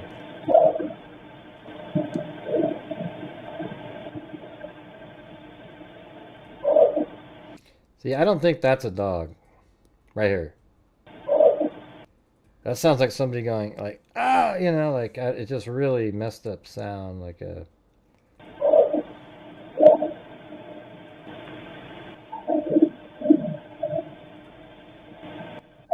And that's a dog. See? I mean, it could be a dog. Well, it could be. It could be a dog. I'm just saying, like this guy up here, see how they always say, it's a dog! And they haven't even been contributing all night, but they come in and they're an expert on everything. Oh, Jesus. It's a different dog now. All right. Let's see.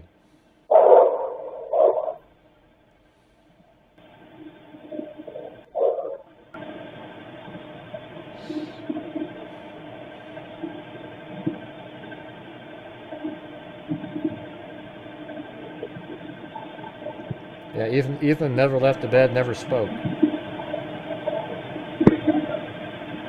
See, you guys can hear that, right? There's definitely a cough, like a, like right here, watch. I don't know, man. I wish I could make it louder. See, when you make it louder, it just adds more of the crap too. So, it's like one of those double-edged swords.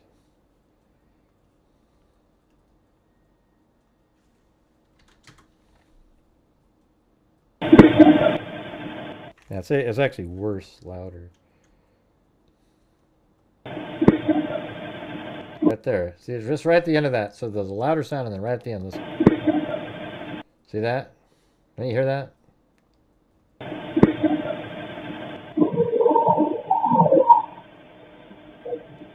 So you can almost make out what that says.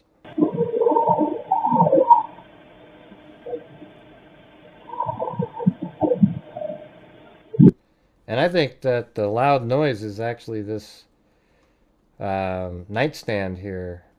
And she was thrown against it. That's why there's blood on it, stuff on the wall. And then she kind of got back up again, and then it was attacked, and then ended up on the floor in the room. And that's why you can hear it so well, because it's right there in that room.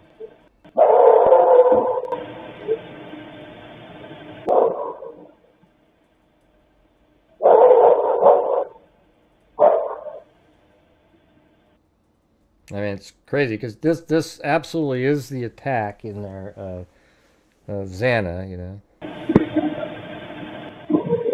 So you hear a cough in there. Now, what, I don't know if the cough is like she's already been stabbed, or is that maybe Ethan, you know, doing some sort of a sound like that?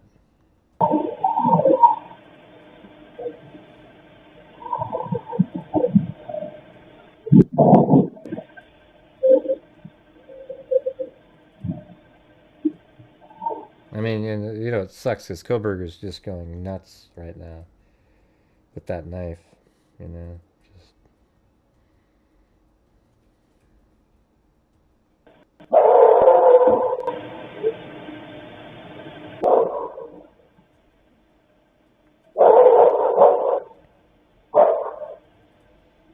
Yeah, and so like I've showed other people, you know, we've been showing this because I think it's kind of interesting.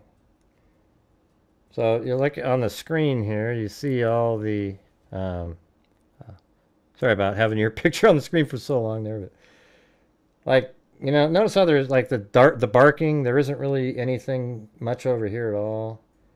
And then right after the homicides, there's just, that's all it is. So you can kind of time it. It's like right in here is where it ends.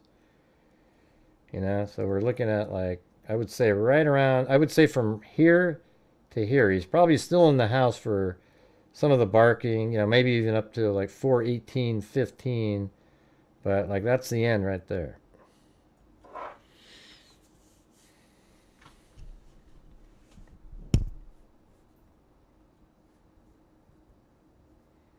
All right, let's see if we can get... we're having one of those lulls again. It seems like as soon as I gift the memberships, it's always like, ah, that's it. But we have to have those nights where it's beyond that. I just do it because it's something. All right, so we're going to set this one up here for... See if we can do... I don't know. How about just like that?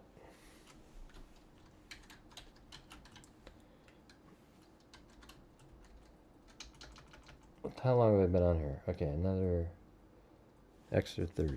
All right, there we go. All right, see if that works. Hey, welcome, Kira.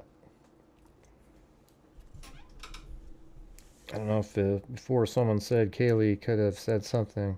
Well, I think it's possible that Kaylee is the one that said, there's somebody here.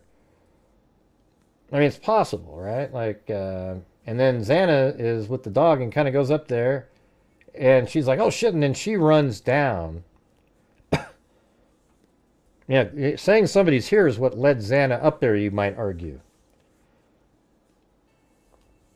Except for Dylan says she was listening to music and singing.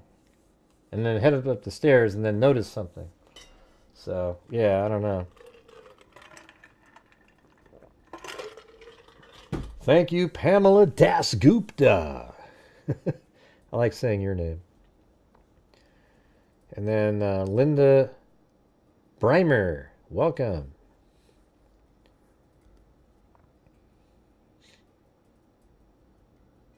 Yeah, I don't know. I think she heard what was going on upstairs.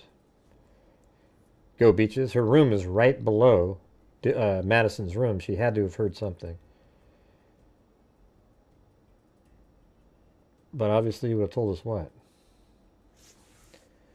I just didn't know if we could hear that all the footage. I think Dylan heard the attack on Kaylee and Madison and Xana. I mean, I guess it's possible if you want to look at it like she wasn't even awake yet.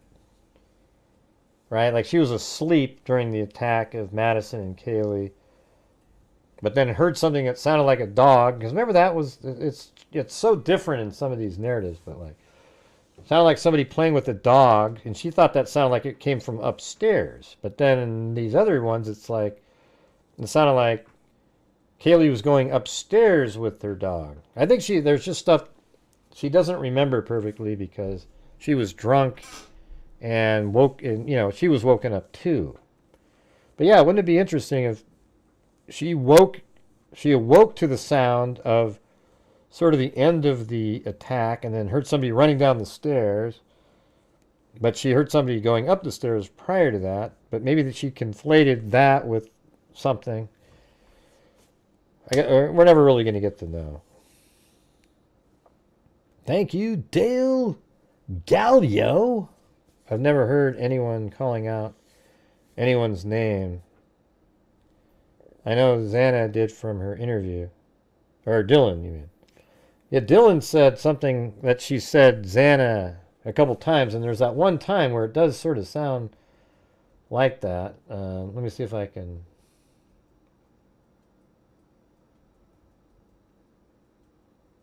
Yeah, it's right here. No, not that one. It's coming up. Saying, who are you? Crying, yelling. No, that's not. Wait. Someone barked or someone reacted. This part right here. See, just listen to this a few times here.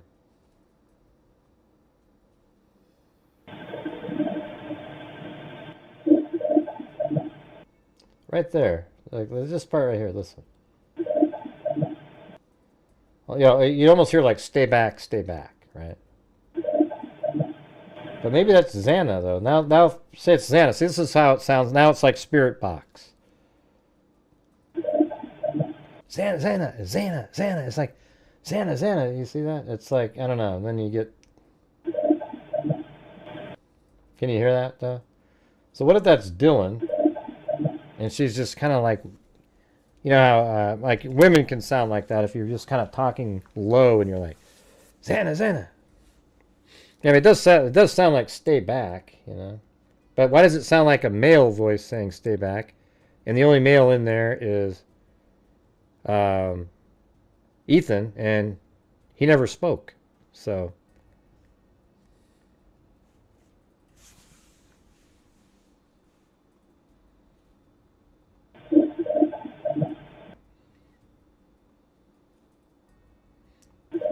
and the thing is the reality is I think there's another set of people that are awake in the house that the camera's on. So you just never even know what... you can tell where the fight part is for sure. I think this is in 1122 King Road, though.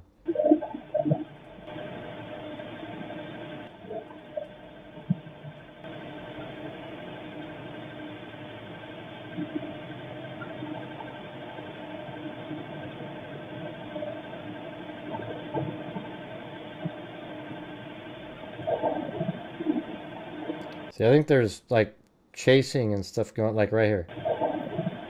Like, see, it's like something's going on where there's that sound in that house.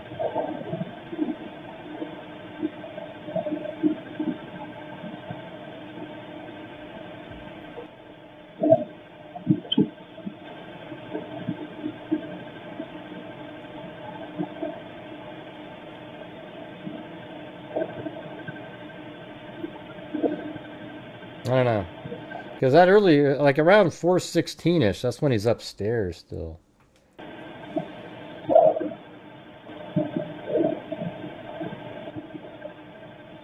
I mean, I wonder if that's the sound of him running down the stairs right here, like this part. See that little clomp, clomp, clomp, like he, like... And that would be really loud. And then he catches up with her right at the door in that little bit of time.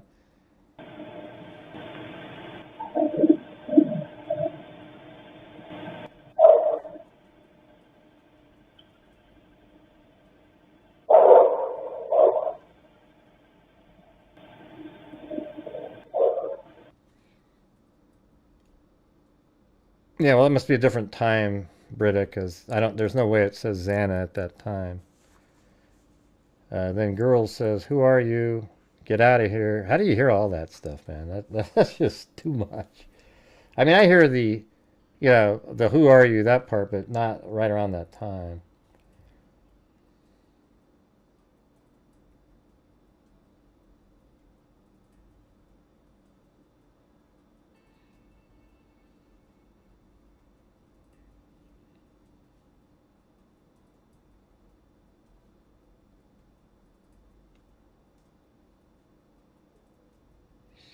Do you think you heard Xana in here? Let's see.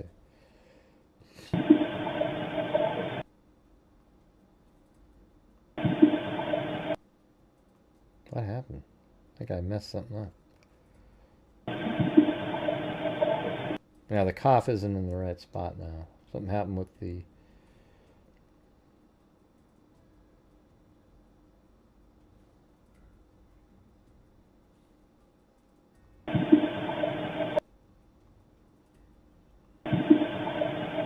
That's weird. I lost the spot.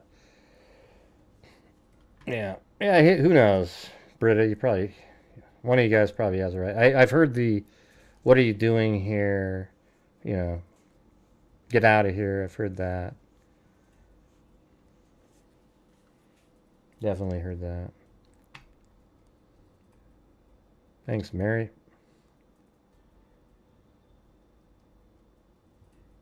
Yeah.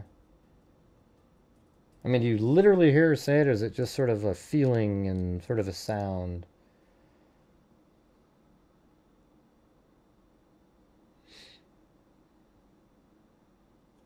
I'm going to bring in the final minutes here and get the real audio again. Where is it? So this one is... Okay, that's the last. Maybe here. What time is that? Nope, later than that one. This one. Yeah, so a lot of it's in this clip here.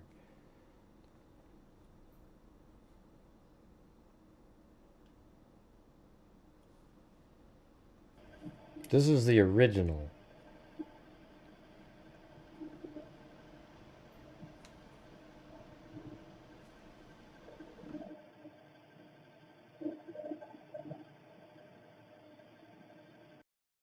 You hear that? So that was still very audible. That little stay back or whatever this is. Listen, you can hear it. Right there. It's in there. I mean, you have to have your, I mean, you have to have your headphones turned up. I can hear it. It's almost clear. It's weird when it's, you don't have all the artifacts in there.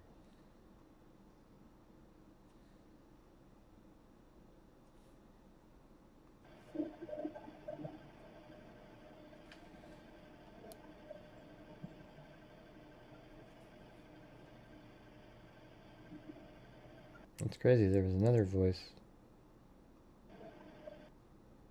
It's weird how you can almost hear it better. Wow, that's weird. Let me just boost that up and see how, if like, just like a few, like, how about 6? Let's try that right in there.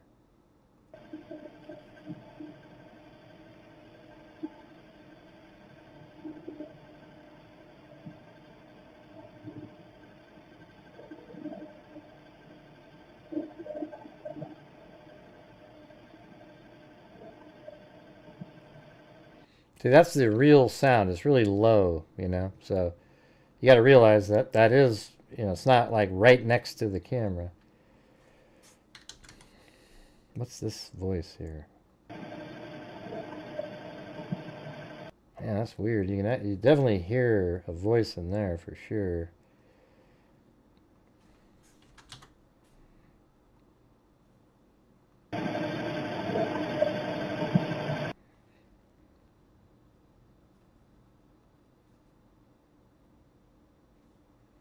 Oh, we've got that goal at the top of the screen. See if we can get that extra half hour at the end.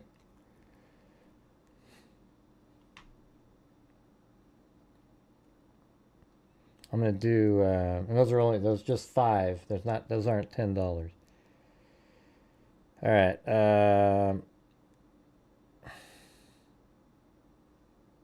Jeez.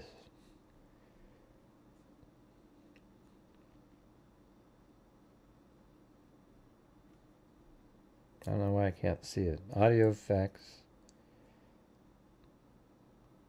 Now there's noise. I mean, let's see what happens if I put denoise on this one thing. What happens?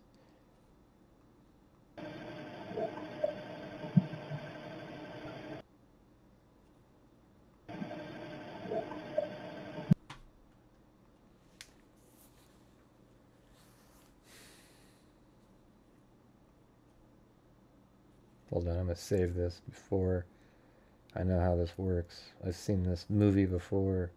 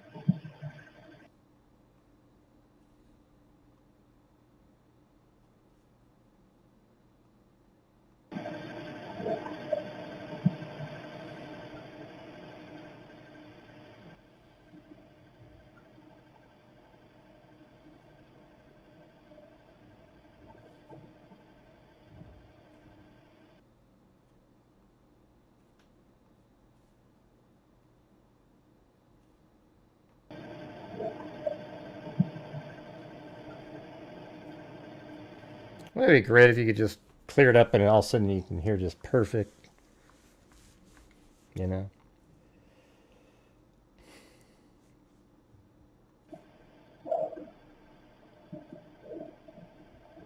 This is the original sound right here, so.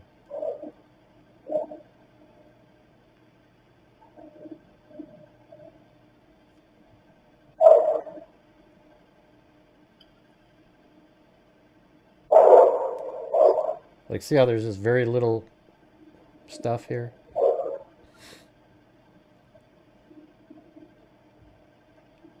And that's just sort of like natural. So, but these spikes are other real audio coming in.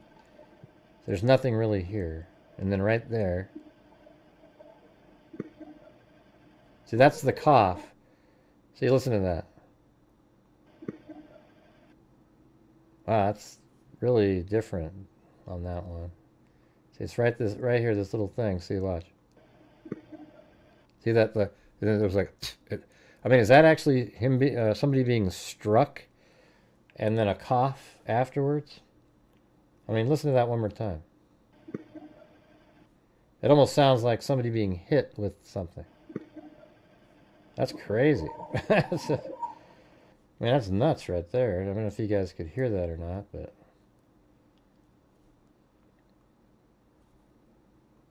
I mean, I don't know what we're listening to there, but that's sort of what it sounded like.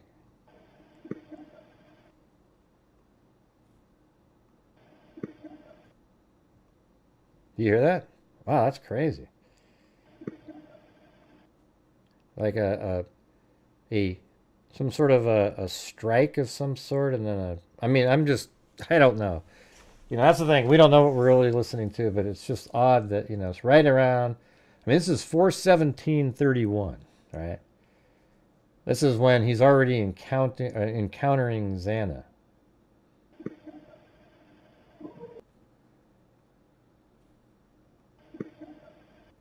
Wow.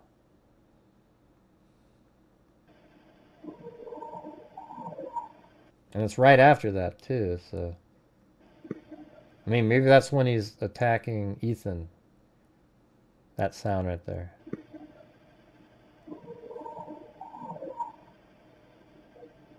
She's like, what are you doing? Because she saw.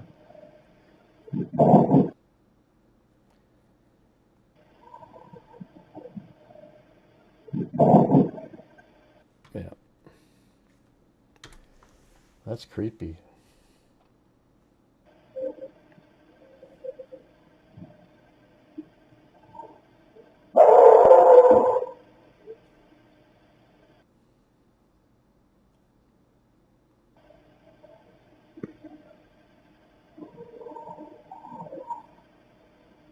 It was right there, this part. That's where get out of here. All right. Anyways, you know, I think I've heard enough of that over and over and over and over again. There's just, I guess there's this section here.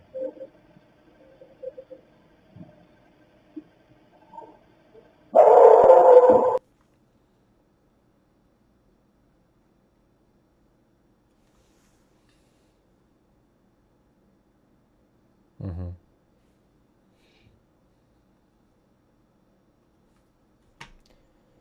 All right. Well, maybe we can go through these again. If well, I mean, we didn't reach the goal, did we? The secondary one. We were supposed to get there. What time is it? You got 11 minutes and 47 seconds left, and then we'll do go over these images. All right. See if we can do it. Or any other windows in the house being open? No. There's a screen off in the back, but not related to anything. All right, Mr. in red, then get started.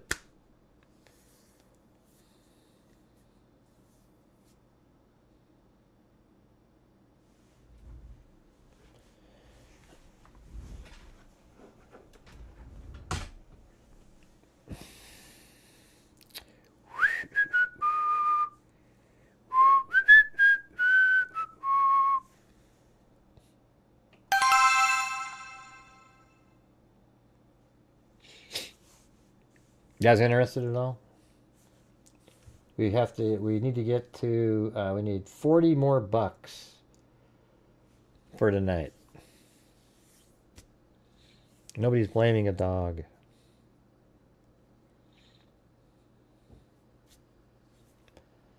These kids wouldn't be security conscious. Well, then let's get started, Colin. $5. We need 8 more $5, and then we'll be able to. We'll do the final 30 minutes. This is what YouTube told me in our meeting. Yeah, do little goals, you know, and you know. But if you do the reward, if you don't get to the goal, then it's like that's a waste. You know, it's not the way you do it. So we've got 10 minutes for 8 people to support the channel. My brain's almost fried anyways, but I'm willing to stay on for an extra 30 minutes or so. Of course. Mr. in red. Thank you. Yeah, I don't want people supporting the channel if you're unemployed or, you know, just making it by, you know. Hey, thanks, Shelky. Yeah, I think I do it differently. It's sort of a free-flowing thoughts, too. You know, something comes in, then I go to something else. Because I know the case really well, like all the different little elements. So when I hear something, it makes me go, let me go check something out. Instead of looking at the indentation on Hunter Chapin's car seat. I mean, who gives a shit?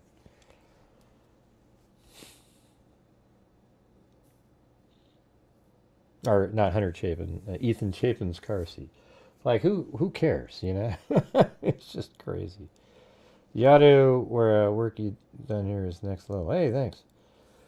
Yeah, I mean, who knows what it means, you know, but you got to admit, like that last sound that we were just listening to, where it sounds like a strike and then a cough, that was kind of weird. It sounds a lot different when you don't manipulate or increase the audio on it. You can tell it's from a distance, too, both sounds. So we need 7 more to go. Thanks, Dale Gallio.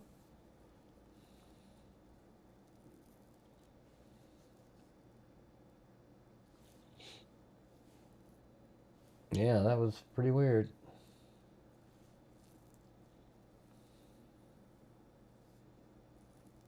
Okay, that counts as one. Steph S there. So I would really put us at 4.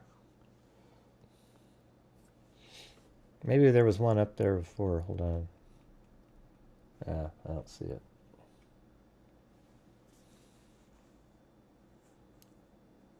I know, it's way clearer boosted, but then even when you turn up your headphones, you're introducing artifacts.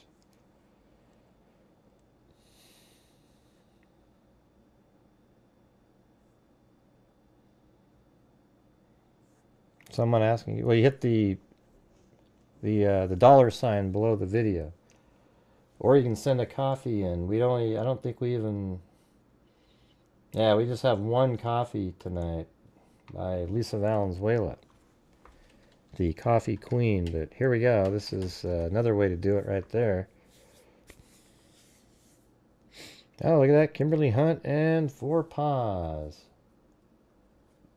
So that was equal to 2. So 3, 4, 7. We'll just say we have 8 in there. We need 2 more. 2 more. Yeah, that's all right. It's kind of a later show. I think my time slot's more like 6:30 to 7. When I went on at 5 yesterday, it was like I don't know, it was weird. There wasn't a lot of people, not a lot of support. It was just strange.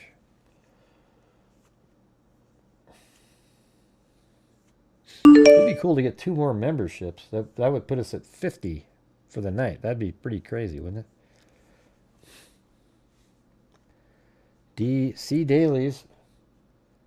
5th super chat on a live stream. Well, thank you for the honor of being one of the first ones.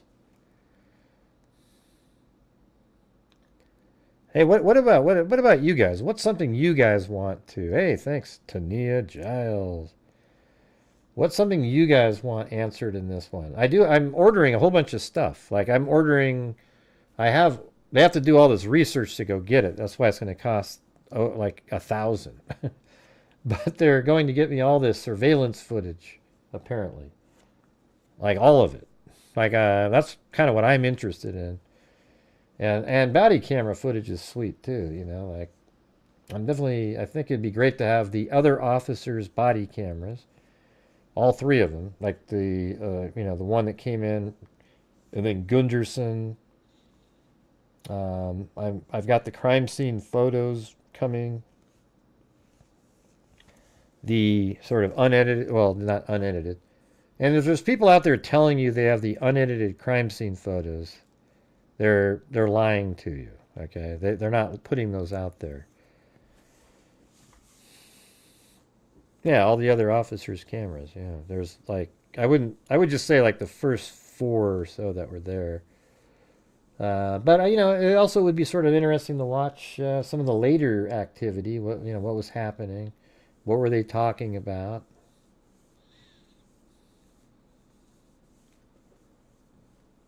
And there it is, number 50 by Steph's. Very cool. All right. Well, here we go. Let's go through these. 382 photos. I did a whole video on this, by the way.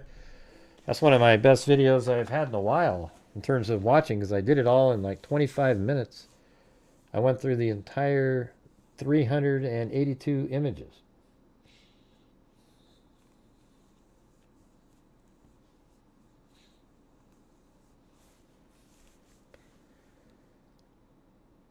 Yeah, that'd be pretty cool. I mean, I would interview him. I'd say like, so Brian, how did you end up choosing the victims here. All right. So when you bought the K-bar knife in late March, did you already know that you were going to be killing people when you went to Pullman, Washington? And also when you bought your balaclava, was that part of it? Like, were you building kind of, for a lack of a better term, a kill kit?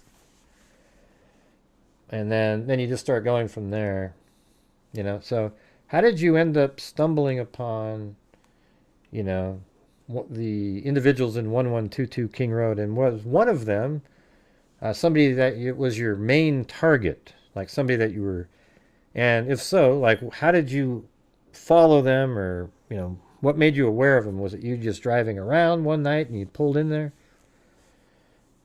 And then go through like exactly what you did when you went inside the house.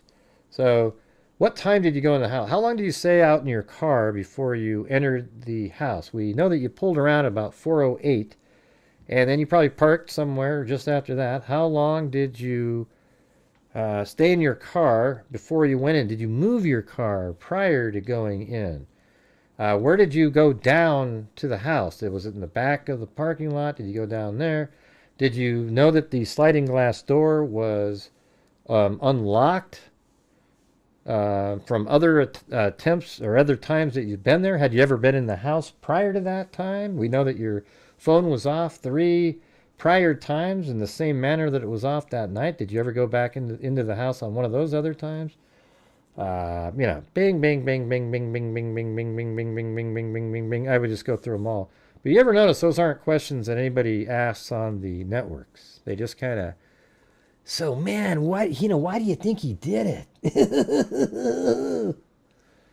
It's just weird, just crazy. Like the investigators, the questions you want to ask the investigators are way different than the questions that they've been asked so far. I want to say, so listen, you guys are aware that when the Elantra on multiple occasions drove north on Walanta Drive but did not enter into the King Road residence area, where do you think the vehicle went on those 3 or 4 times that it did that? Okay, yeah. Does the 1320 Linda Lane footage exist between 3:30 and 4:07? Because it seems to be missing out there, and you guys didn't mention it when the vehicle should have driven by there at 4:01. I mean, they would probably be spinning around. They wouldn't know what to say. Because there's, nobody, I don't know. So we get into the deep details of cases over here, not the sort of peripheral shit that most people like. So you'd probably be bored if you're one of the people that you just want to hear the top level crap. And I mean, he picked that night because it was the last weekend. That wouldn't be something I just would assume. It was the last weekend before the break, knowing that there was a party, and he was changing his plates just a few days after that. He had to do it. That's why he was so committed to doing it. He had no other times. All right, anyways, here we go. This is obviously in the front of the house, 1122 King Road. Looking at the house from down here. See, this is what I picture the DoorDash driver was looking at. In her mind, the upper left window is this one, because she was probably a little bit further, wasn't even seeing way up there. There's no way in hell you're looking into a bathroom on the 4th floor, seeing somebody. I think it's right here. This is Xana Kernodle waiting for the DoorDash delivery. Right in this window here. Then this is Xana's room over here. This is the living room right there. This is Bethany Funk's room down here, and this is the storage unit, and that's the front door. Then you're looking slightly to the left. This is the 500 Queen Road area, and this is kind of where I think Koberger may have parked, right along there. And look at this car is facing the same direction that I think Koberger parked. So some people do park that direction. And, there's a little shot through here. And this is a great example of where I think he may have parked there, because there's just one little tiny step down and you walk right back around the side of the house right there. It's crazy. I've been there. I've shown it. This little spot right there, you park there, you take one and a half steps, and you can go with no impedance at all. You go right around the back of the house. All right.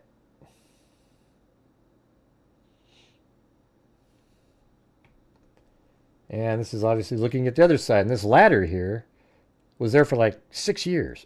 It never moved. It was the craziest thing.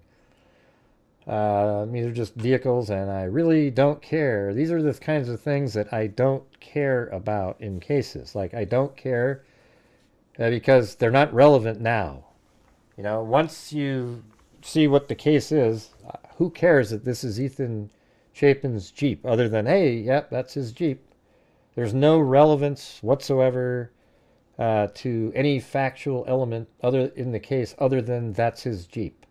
It doesn't help solve anything. It doesn't help put anything together. Nothing. All right. So that's why I don't know what that is there. And so, again, that's the living room right there. This is Bethany Funk's room. I almost bought one of these, a Chevy Cruze, when they came out. I'd take a Subaru over one of those, though. Yep, so that's obviously Kaylee's vehicle.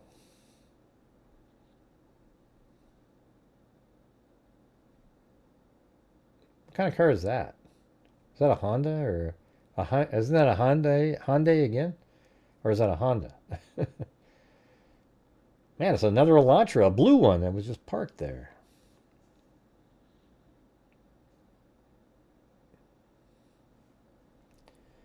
Yeah, let's see. I'm just being sarcastic. I don't really care what it is.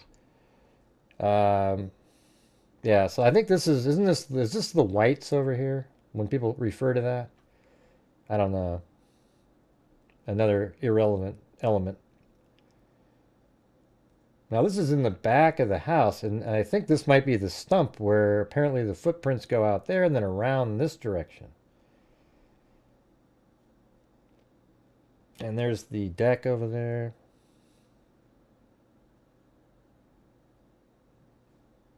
Yeah, what's the LOL? It's just a Civic, yeah.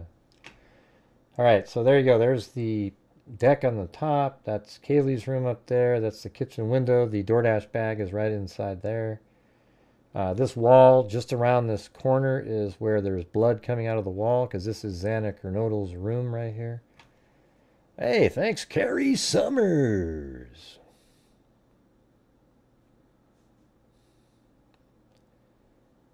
And look at that. Even in this little picture here, you can see one of those footprints.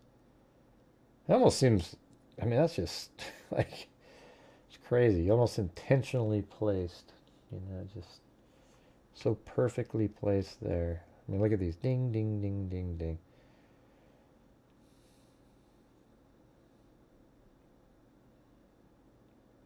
Like he wanted those footprints to be seen. I mean, I guess you wouldn't know it was going to be, a little bit of snow on the ground or.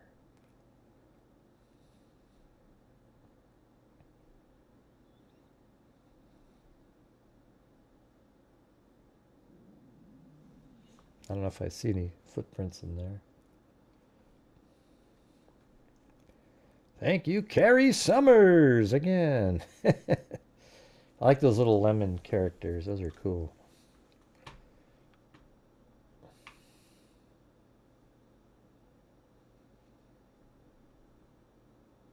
Looks like that's a footprint.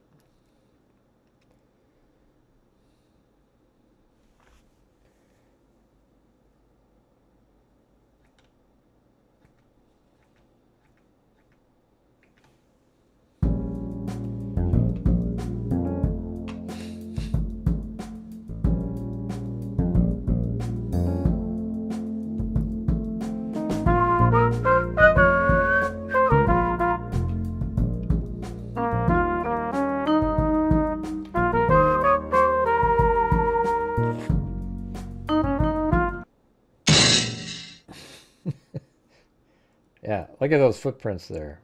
Left, right, Left, right, and then back the same way it came. And see, Murphy might have been up on this deck. Well, hey, you know what? When was this photo taken here? I wonder if there's any right after where we can just look up there and see if the door was open on the deck. For some reason, I don't think it was. I think Murphy was out and about, and he exited the house through the sliding glass door on the first floor. And the door was open. So the whole thing about the deck is sort of, you know, it's irrelevant at this point. Because we know that the door to Kaylee's room was open. That means Murphy had access to the whole house, and the slider in the kitchen was open. So if he's outside barking, that's how he got out. That's the most logical explanation. Yeah, I just said what he was doing. Hey, thanks, Diane Tosh Ferrazano.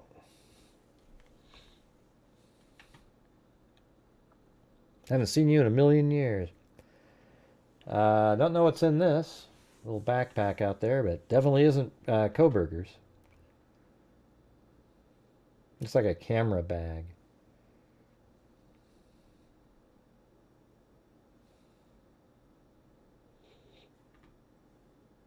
$2 million? Yeah, maybe 5. Let's see. Yeah, so this is you just go around that corner and you walk right up those, that short little step. I think it even shows it here. Because they kind of keep going around the corner. Right there. See where that car is parked, you can just go, and then you just walk straight here. Easiest damn thing you've ever seen. But he might have been trying to throw off law enforcement by walking up behind and then around. Don't know.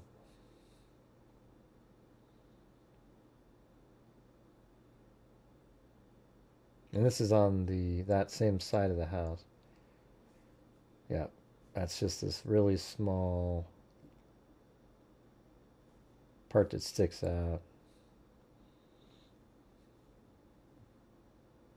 I think that's on that same side again. And then there's the deck up there. This is Madison Mogan's room is right through this wall here. And there's a bathroom right over here through that wall. By the way, is there anybody here that's still confused about the layout in the house and everything? Especially people that have been here, because we've gone over it literally. I'd say, like, if I was literally going to count, like 387 times. I mean, it's like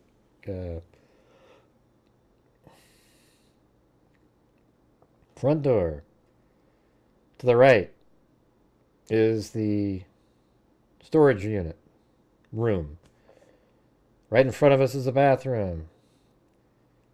There's the bathroom. Those are the stairs that go up. Like, I think the freaks that have been around are probably like, oh yeah, I mean, you know exactly what we're looking at. Oh, went the wrong way. This way, and that's the storage unit. That's the storage unit. That's behind the front door. That's a mirror, apparently. That's right there, the same mirror. So apparently, if you had the door shut and you came down the stairs, you could look at yourself. And that's the front door. There's the mirror again. The hinge area. Not sure why they were taking so many pictures of this. Absolutely irrelevant. Here's the bathroom down there. Got some fireballs on the ground in the lower left.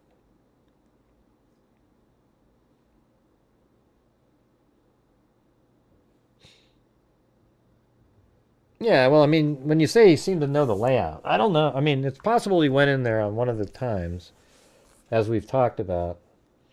Like, he went in one of the times that he turned his phone off. He went inside the house after a party. Because here's how I picture Koberger. Koberger, probably on a Saturday night, would pull up behind the house in October, November, early November, and sit back there in the darkness, watching them get ready to go out for the evening.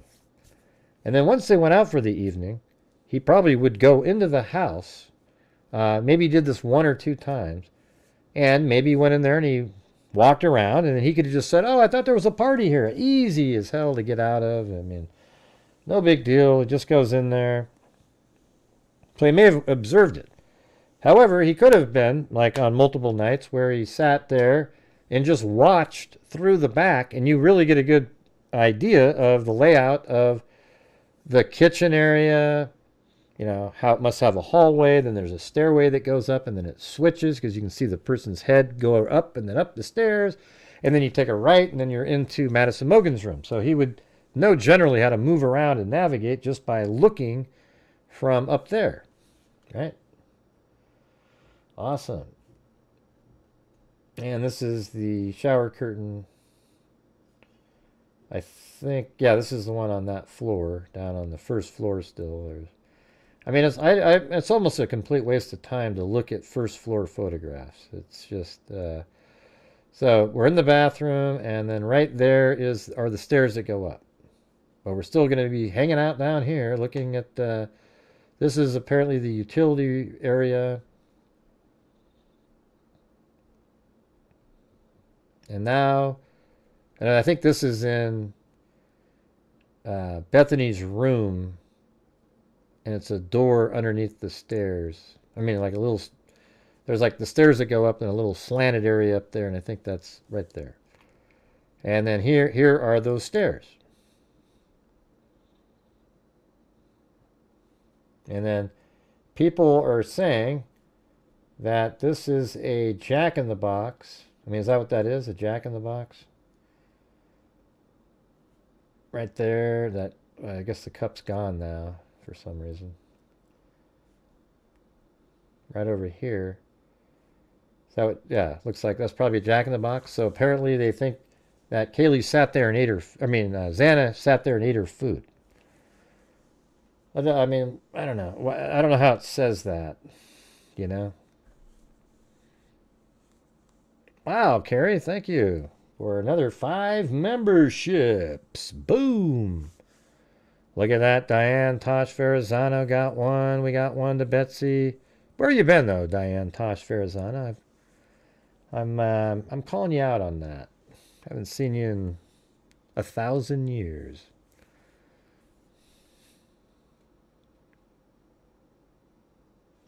All right. So I don't know why this is here, but here's the thing. These people probably ate at Jack in the Box more than just that one time, and they don't seem like people who clean their house on a daily basis. So we don't know what this is right here. Was it from that night? Who the hell knows? No, there it is. It's right there. So actually, it looks like that's a McDonald's cup. Okay, hold on a second. McDonald's cup. Let's see. Coke container. I mean, I swear to God, I see golden arches in there. Hold on. I see the box, though, but isn't that an M right there? I mean, yeah, I mean, that looks kind of like a McDonald's. Hold on, let me...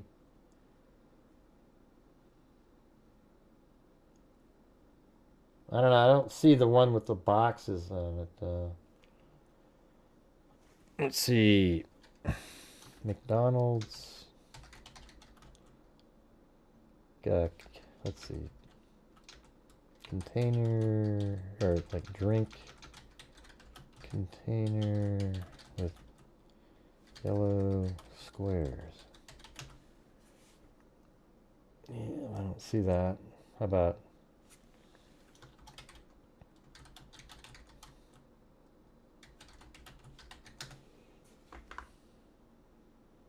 Yeah, well, Jack in the Box also has red, but it kind of, it's not square, but I think I see an M there. Don't you think that's McDonald's? I mean, it just feels like that's McDonald's.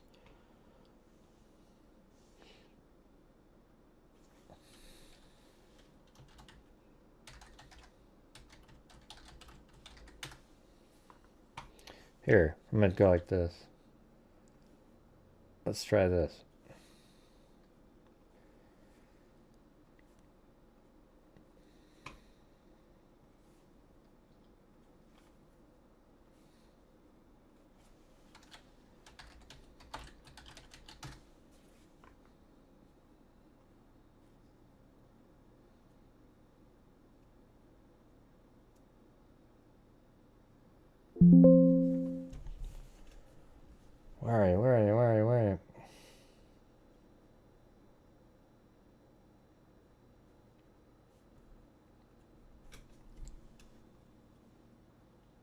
Well, boom. How's that for the Google reverse lookup thing? There you go. See, there you go. That's exactly what that is. McDonald's. So what about all the people who said that she's sitting there drinking her Jack in the Box? Can I get a boom? All right. So there you go. How do you like that for the Google reverse image lookup? Nailed it. I couldn't even find that by typing it in. Do I know you, Linda? Have you? What do you mean? Have you made enough money yet? Why do you want? I mean, there's no limit on a night. I mean, you know, it's like if a night does great, it does great. The next night it might not do as good. So I'm not really sure what you're saying, Linda. I'm not sure what the question is. Yeah, they're pretty good, fries. All right. Yeah, maybe you can explain what you're asking. I don't even know what you mean. Let's see. So we're in here. So go ahead when you hear the people typing in that Xana sat on the stairs because there's a Jack in the Box cup on the stairs. Just tell them no, it's McDonald's, right? Just immediately.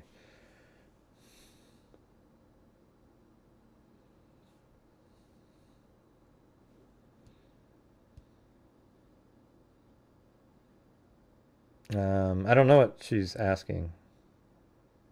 I can't tell. Let's see. She said, have you made... Oh, yeah, we're... Oh, I see. Yeah, I counted the other things, like, you know, people sending memberships. I counted those. So, yeah, we did it. That's why I'm onto this right now. Is that what you're asking? All right, so in here, you know, it's just stuff around. I mean, it looks like a messy sort of, you know, living room that a college would have in it.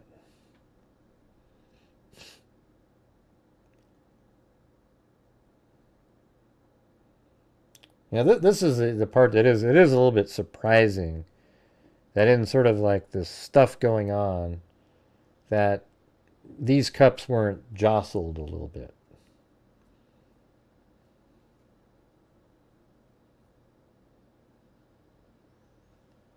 Just out of like the pure sort of what do you call it? Just pandemonium or whatever. People are, you know, I'm sure wasn't just calm.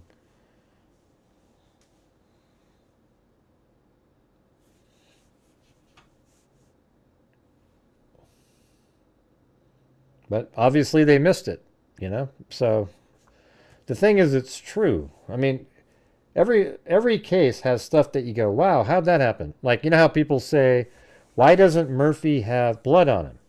Well, because dogs don't always go run in and jump on their owner when they're dead. Okay? They probably are scared themselves and went hiding. So I just don't, you know, it's weird how people get really fixated on that stuff. And sometimes just stuff, it just is what it is. I mean, unless you think Koberger sat there and put the cups back up, because he does have OCD, right? So he might have been like, wait a minute, I can't leave those cups like that. I'll leave my sheath there with the DNA on it, but I got to get those cups right back up in place, because I like to have them organized.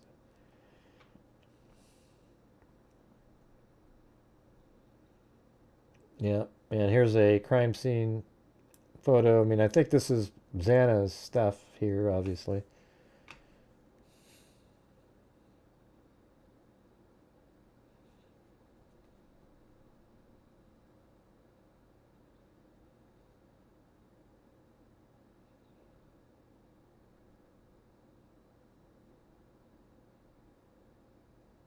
I don't know if we've heard back yet from... I'm stuck up here now.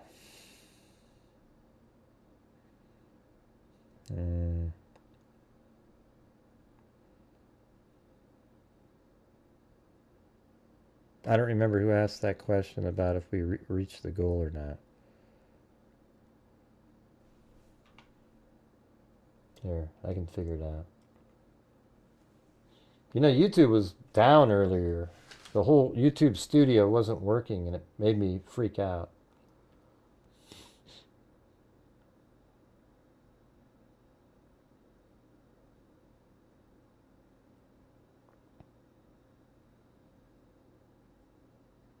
Oh yeah, Linda Breimer. Did you get my answer, Linda? What did you think? Or maybe you're on rewind. I think people are on rewind. All right, so this is actually Xana's room. It has a washer and dryer in it. So this must be like probably right above the downstairs one to make it easy. And again, those are her pants there. But in the garbage here, there was the little bit of blood on something. And here's the knife that Hunter Johnson left on the table after the officer told him to leave it on the table.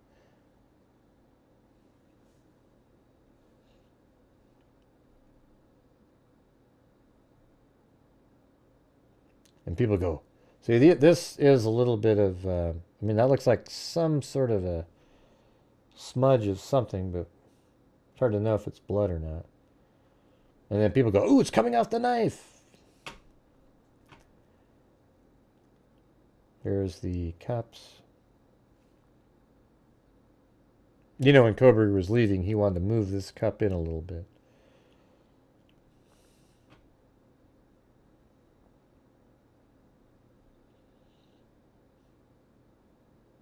I wonder if that stool was right there.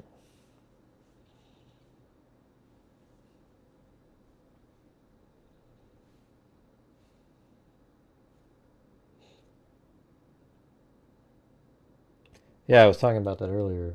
Murphy's one of those things where I was like, man, that sucks.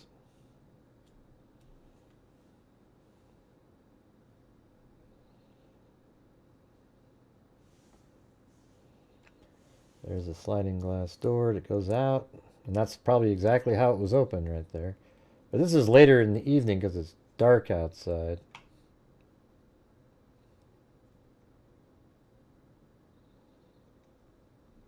And that's a little closet in there. That's right below the stairs. That's the second set of stairs underneath it. There's the Jack-in-the-Box bag.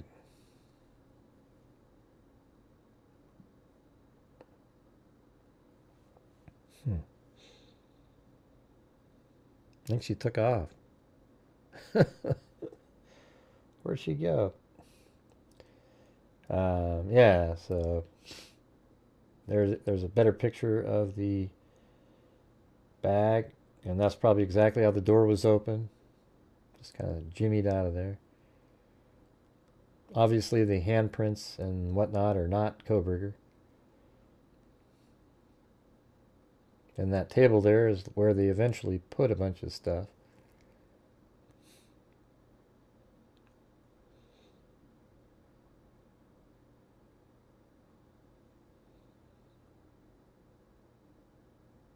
Yeah, so on top of this microwave here are some fries from Jack in the Box.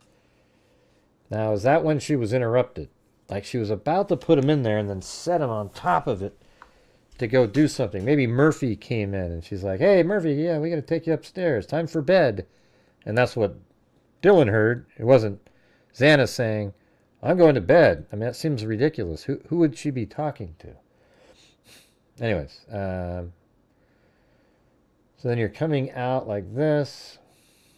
So it's probably like, hey, Murphy, it's time to go to bed. Takes her upstairs, and she's already listening to music on her phone. And then when she gets up there, she hears something and is like, hey, there's somebody here, and then gets chased. Something like that.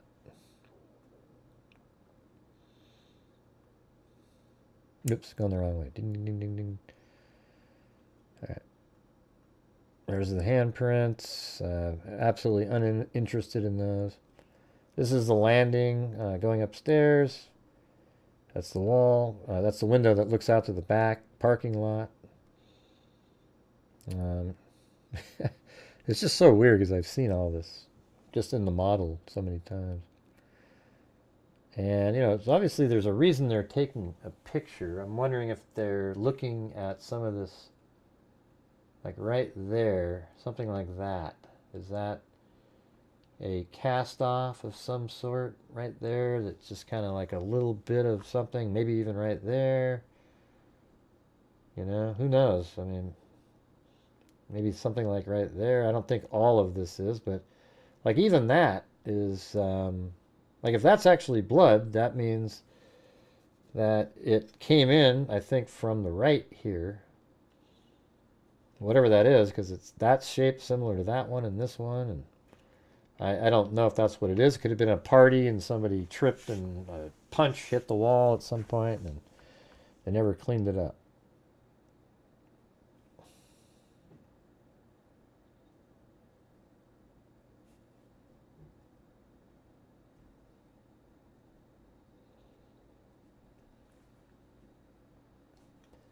And that's probably right there.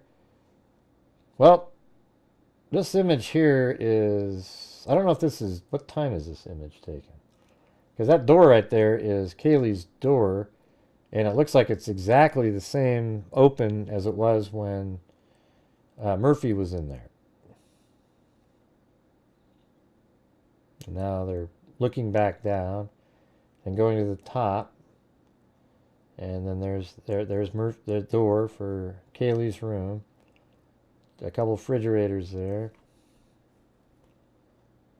I guess I have to pan out a little bit.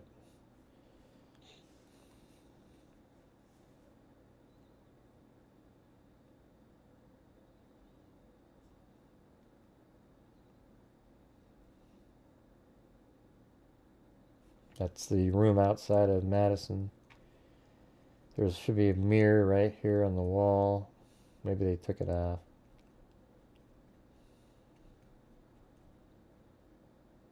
And that's in that bathroom looking out. So straight ahead down that hall would be Kaylee's room. To the left is Madison's. And there's the stairs that go down. And for some reason, I guess they didn't add any other photos up there.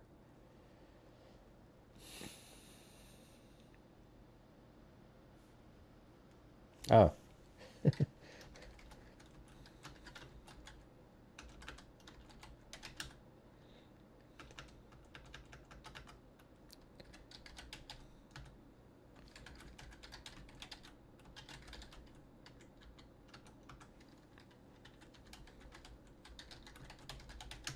I think Linda Breimer is about 10 minutes behind here.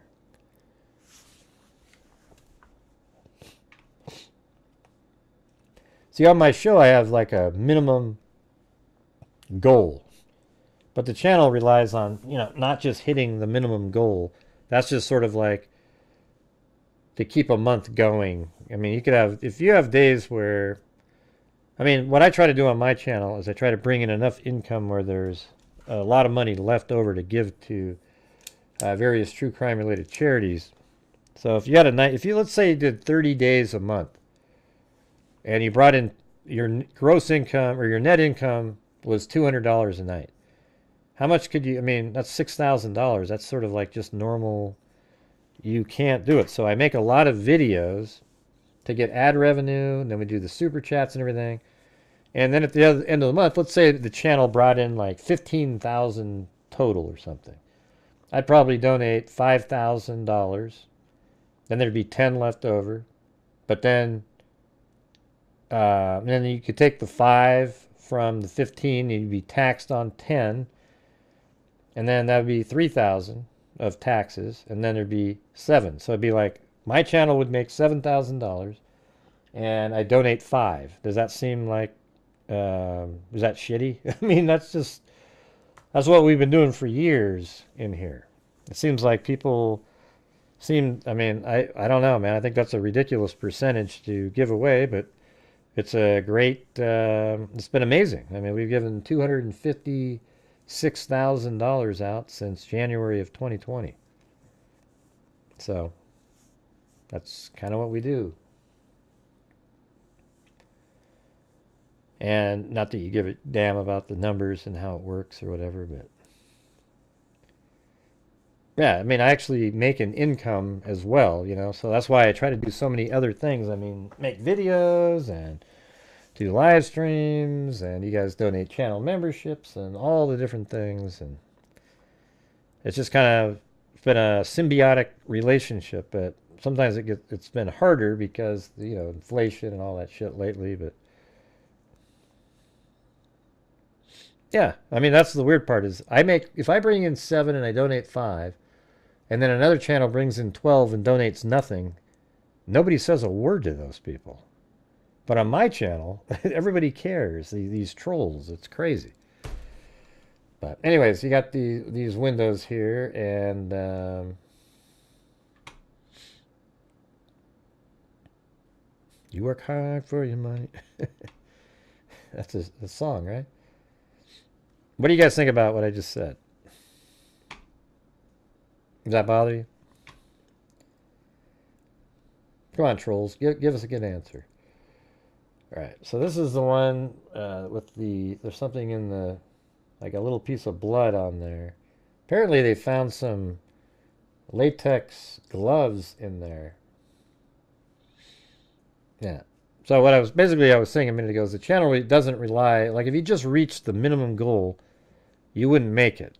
I just say, hey, we're at the goal, but then you got to have nights where it's way more than that. Like people are just, you know, you have good nights, right? And then you combine that with ad revenue, you can definitely, you know, keep a roll going. I haven't made that much in life, like years. Oh, come on, Jay. Jeez. So a little blood right there, and then... Oh, wait, there was another... That's the same thing again, I guess. I mean, that could be anything, you know. But it almost does look like a droplet hit there and then spread, doesn't it?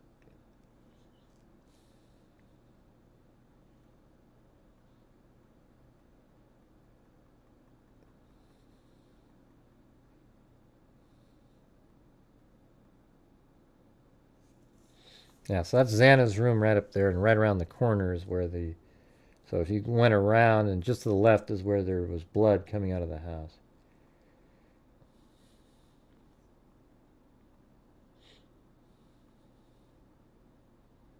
That's the screen on the ground. Everybody's mentioned that for years. Oh, geez, Becky. That's your only comment of the night? That's what made you... That made your night right there? What a weirdo.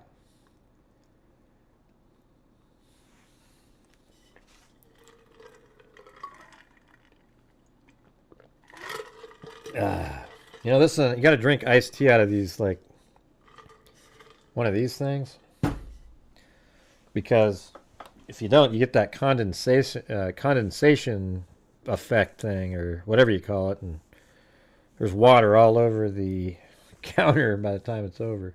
It's crazy.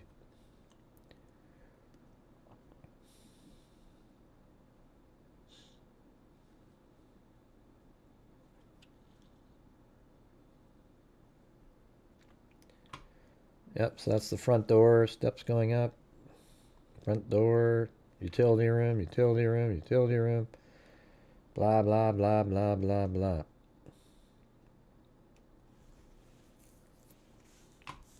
Living room. And this is the next day or something, or later, because they've moved the beer pong table. Probably the bodies have been removed at this point. And that's probably Xana's room, and this is the bathroom. Yeah, and they've moved her. There was like pants or something there. Those are gone. It looks like they've even taken the contents out of the garbage, maybe. Good vibes sign. There's the stairs that go up. This is Dylan Mortenson's room right here.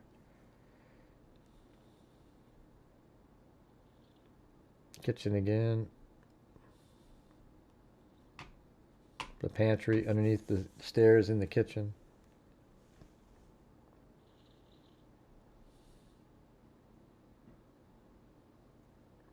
Jack in the Box.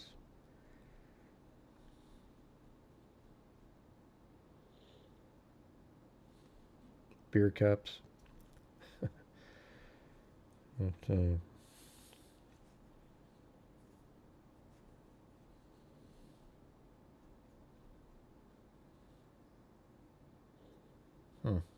I wish I had these photos when I was making my model just to have.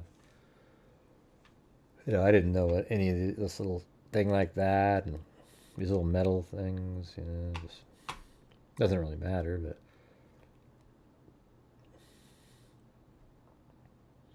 and there's the bathroom outside of Madison's room. There's the mirror that was on the wall. Yeah, it looks like they just copied the same exact order because they went right from the bathroom before straight down the stairs. And that's where the beer pong table was.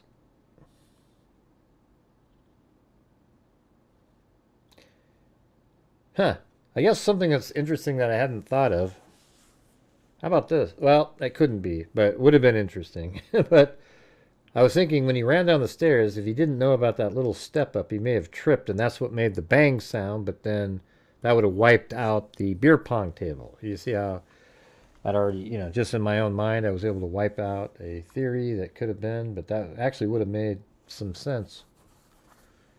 Like that was him tripping and falling that made that sound, but it wasn't because the beer pong table is still there. Or neat with the cups. But I was looking at this, you know, good. It did look like Murphy. I don't know if this was open or whatever, but, you know, there looks like there's paw prints out here, not footprints. That's what it looks like to me, anyways.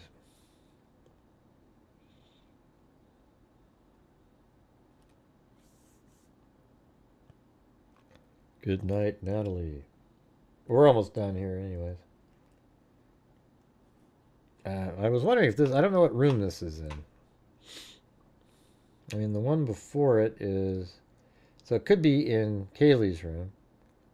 But it also could be in Madison's room. Right when you come in the door. I think. You know what? Maybe we need to look at that. Let's just see really quick.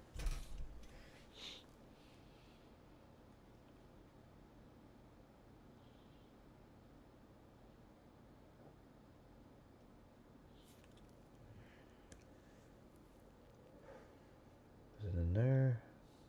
No. When were those photos anyways? Was that like a... Okay, way over there. Wow.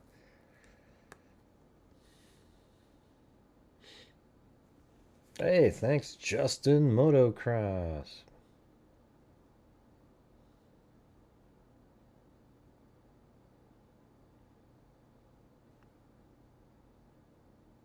I'm just looking for specific photo here. This one.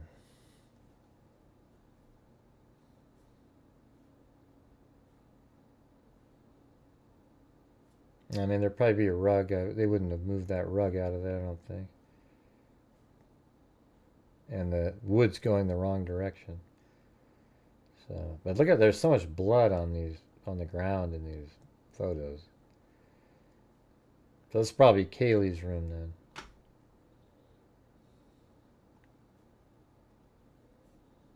Nice tea fun by Justin Motocross. All right. So I wonder why they're showing this.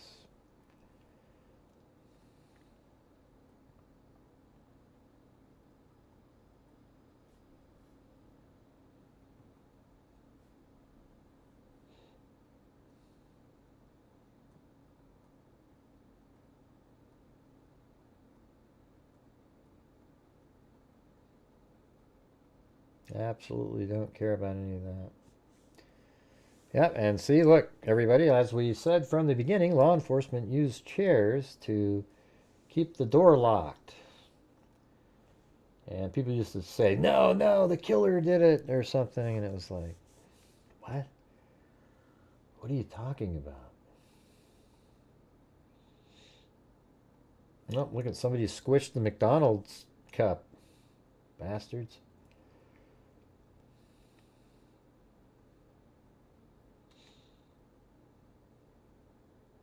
And now they've moved everything to that one table by the window. There's Anna's bag. That one's still over by the counter, by the sink. And then that's I guess an empty fries. But then on the microwave, there's another one that has some spicy fries in it that maybe she was about to heat up. Guess we don't know the answer to that. And there we go. There's the Wine Elantra. Now, this person was emailing me back and forth.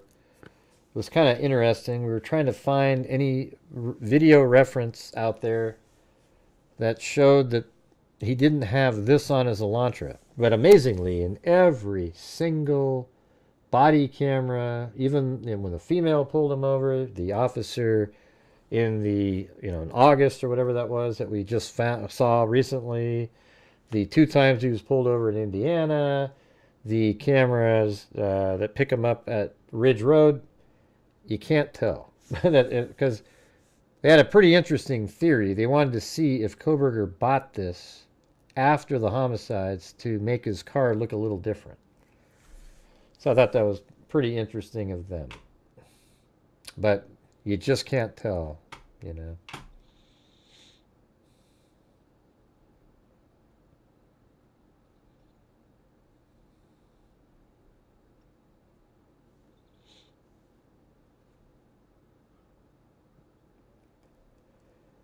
Yeah, so law enforcement's probably who took this all apart. But they probably, when they took it apart, realized that he did the same thing because there was no debris in places that there should be.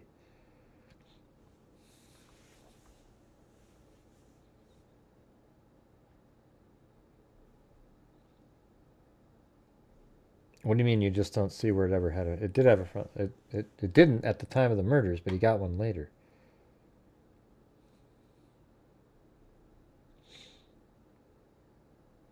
Although, where is it right now, right? Yeah. Well, yeah, so these photos in here, you can see these beds here, and it looks like there's blood on the mattress over there. This is probably, I would say, Madison's bed there, unfortunately, based on the location here. Because Ethan, I think, was off the edge over here. This is probably where Kaylee and Madison were sort of like bunched up on the bed. Yeah. All right. Anyways, there you go, you guys. We got it. We went through them. We did it. Now I got to go get some rest. What a long day again. Yeah, I didn't find anything in there. Hey, thanks, Pamela Dasgupta. Well, thank you. That was a better show, right? I mean, it wasn't a big a struggle tonight. Seemed like a better flow to it.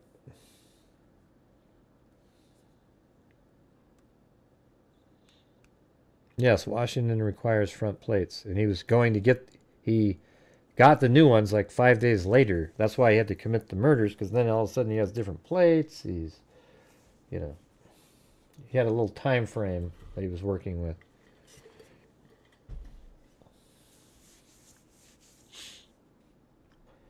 Thanks. I thought the highlight, though, was that part about the DoorDash driver. You're going to have to throw that in there. I think that makes sense.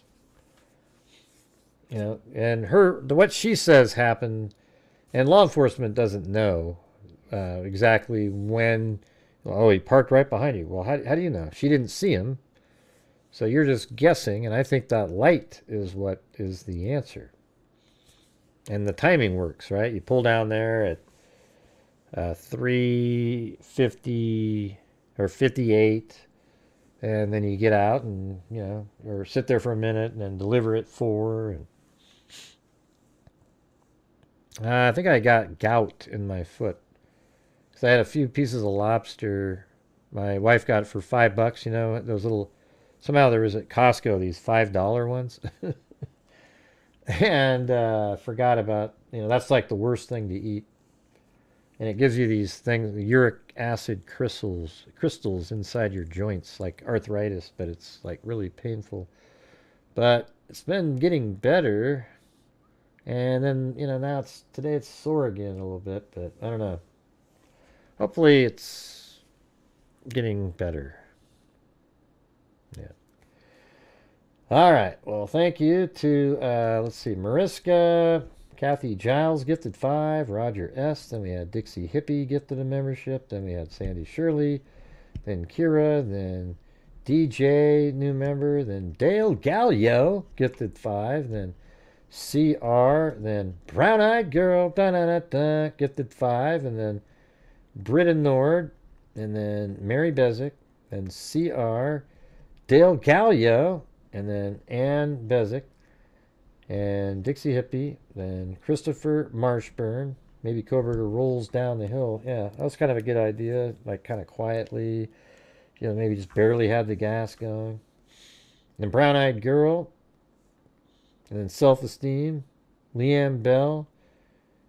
Patty Boy. Mariska. Then Brown Eyed Girl with a cat eye. So she was like a double cat eye night. And then CR, Kira, Crime Kitty, Charlotte Denny, Alley Cake, Running Bear, Stephanie, Pamela Dasgupta gifted 5. Stephanie did 1 there. Then we had Nature Lover gifted 1. Then Matt Swanson gifted 1. And then Amethyst Eyes. And then Stephanie Sprague gifted, or was been her for 5 months, I mean. And then Nature Lover gifted a membership. Then Pamela Dasgupta gifted 1. And then Dale Gallio gifted 1. And then Brown Eyed Girl gifted another 1. And then I gifted 5. And then Linda Breimer gifted 10 memberships, which is a cat eye. And then Zachary, Kira, new member. Pamela Dasgupta again. Then Linda Breimer became a new member. Then Dale Gallio. And then Britta Nord and Mary Bezick and Dale Gallio and Steph S. gifted a membership. Then Kimberly Hunt, 4 Paws 007, Gaming with Grandma.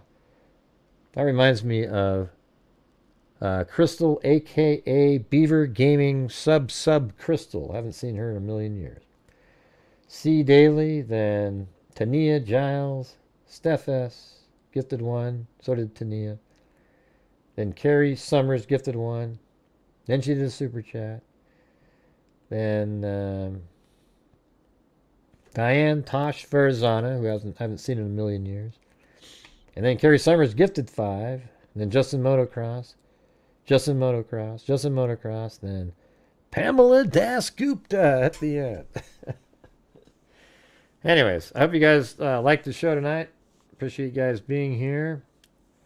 We will see you tomorrow.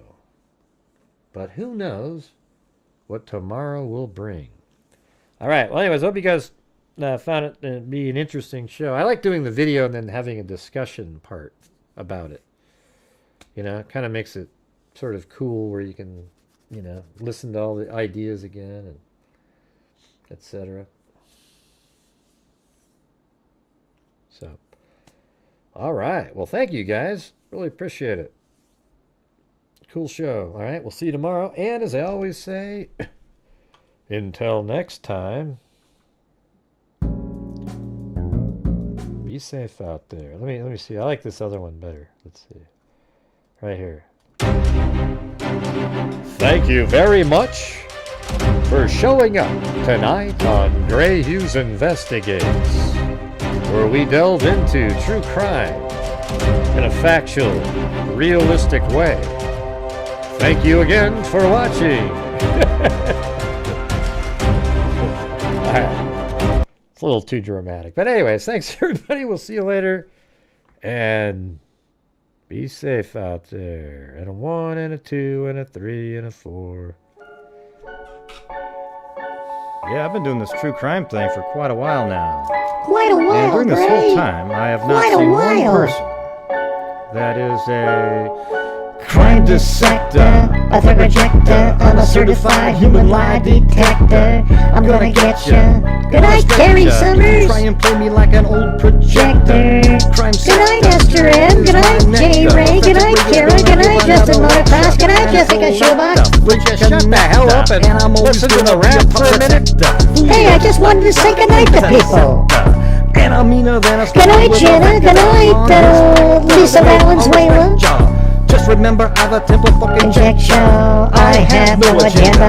I'm no offender. Good night, KK. Good night, Christy. Good night, Fish Shabby And in Chicken. the end, I'm gonna send ya. Good night, Michelle To H. reveal the true offender.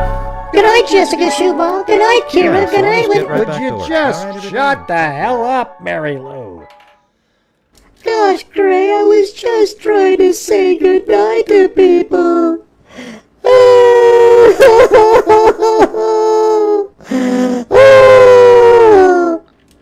Wow, you sound like, when people say that they're never watching again. I bet it's true, though, Gray. I'm never watching again.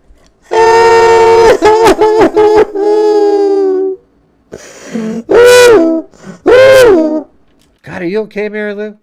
Yeah, I'm just fine. Thanks, everybody. Good night. Ah, tricked again. She gets me every time, you guys. Did you hear that? What a fake cry that was. Because when I said, are you okay? She jumped in there like it was, normally there's a little lag time, right? Where there's a couple sniffles and everything. But she came right in with, I'm fine, Greg. Good night. Wow.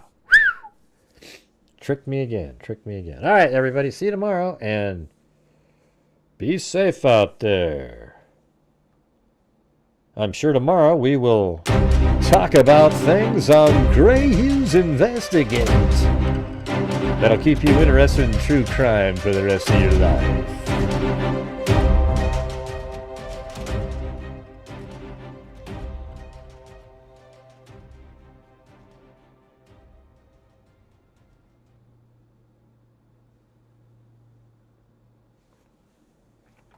Wait a minute. Somebody said, who's Mary Lou?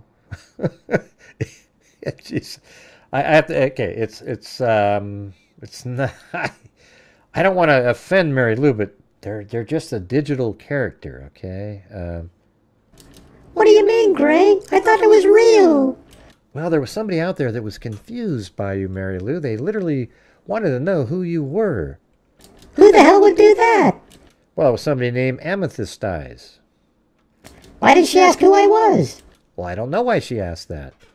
But yeah, that's right. You're the mascot of the channel.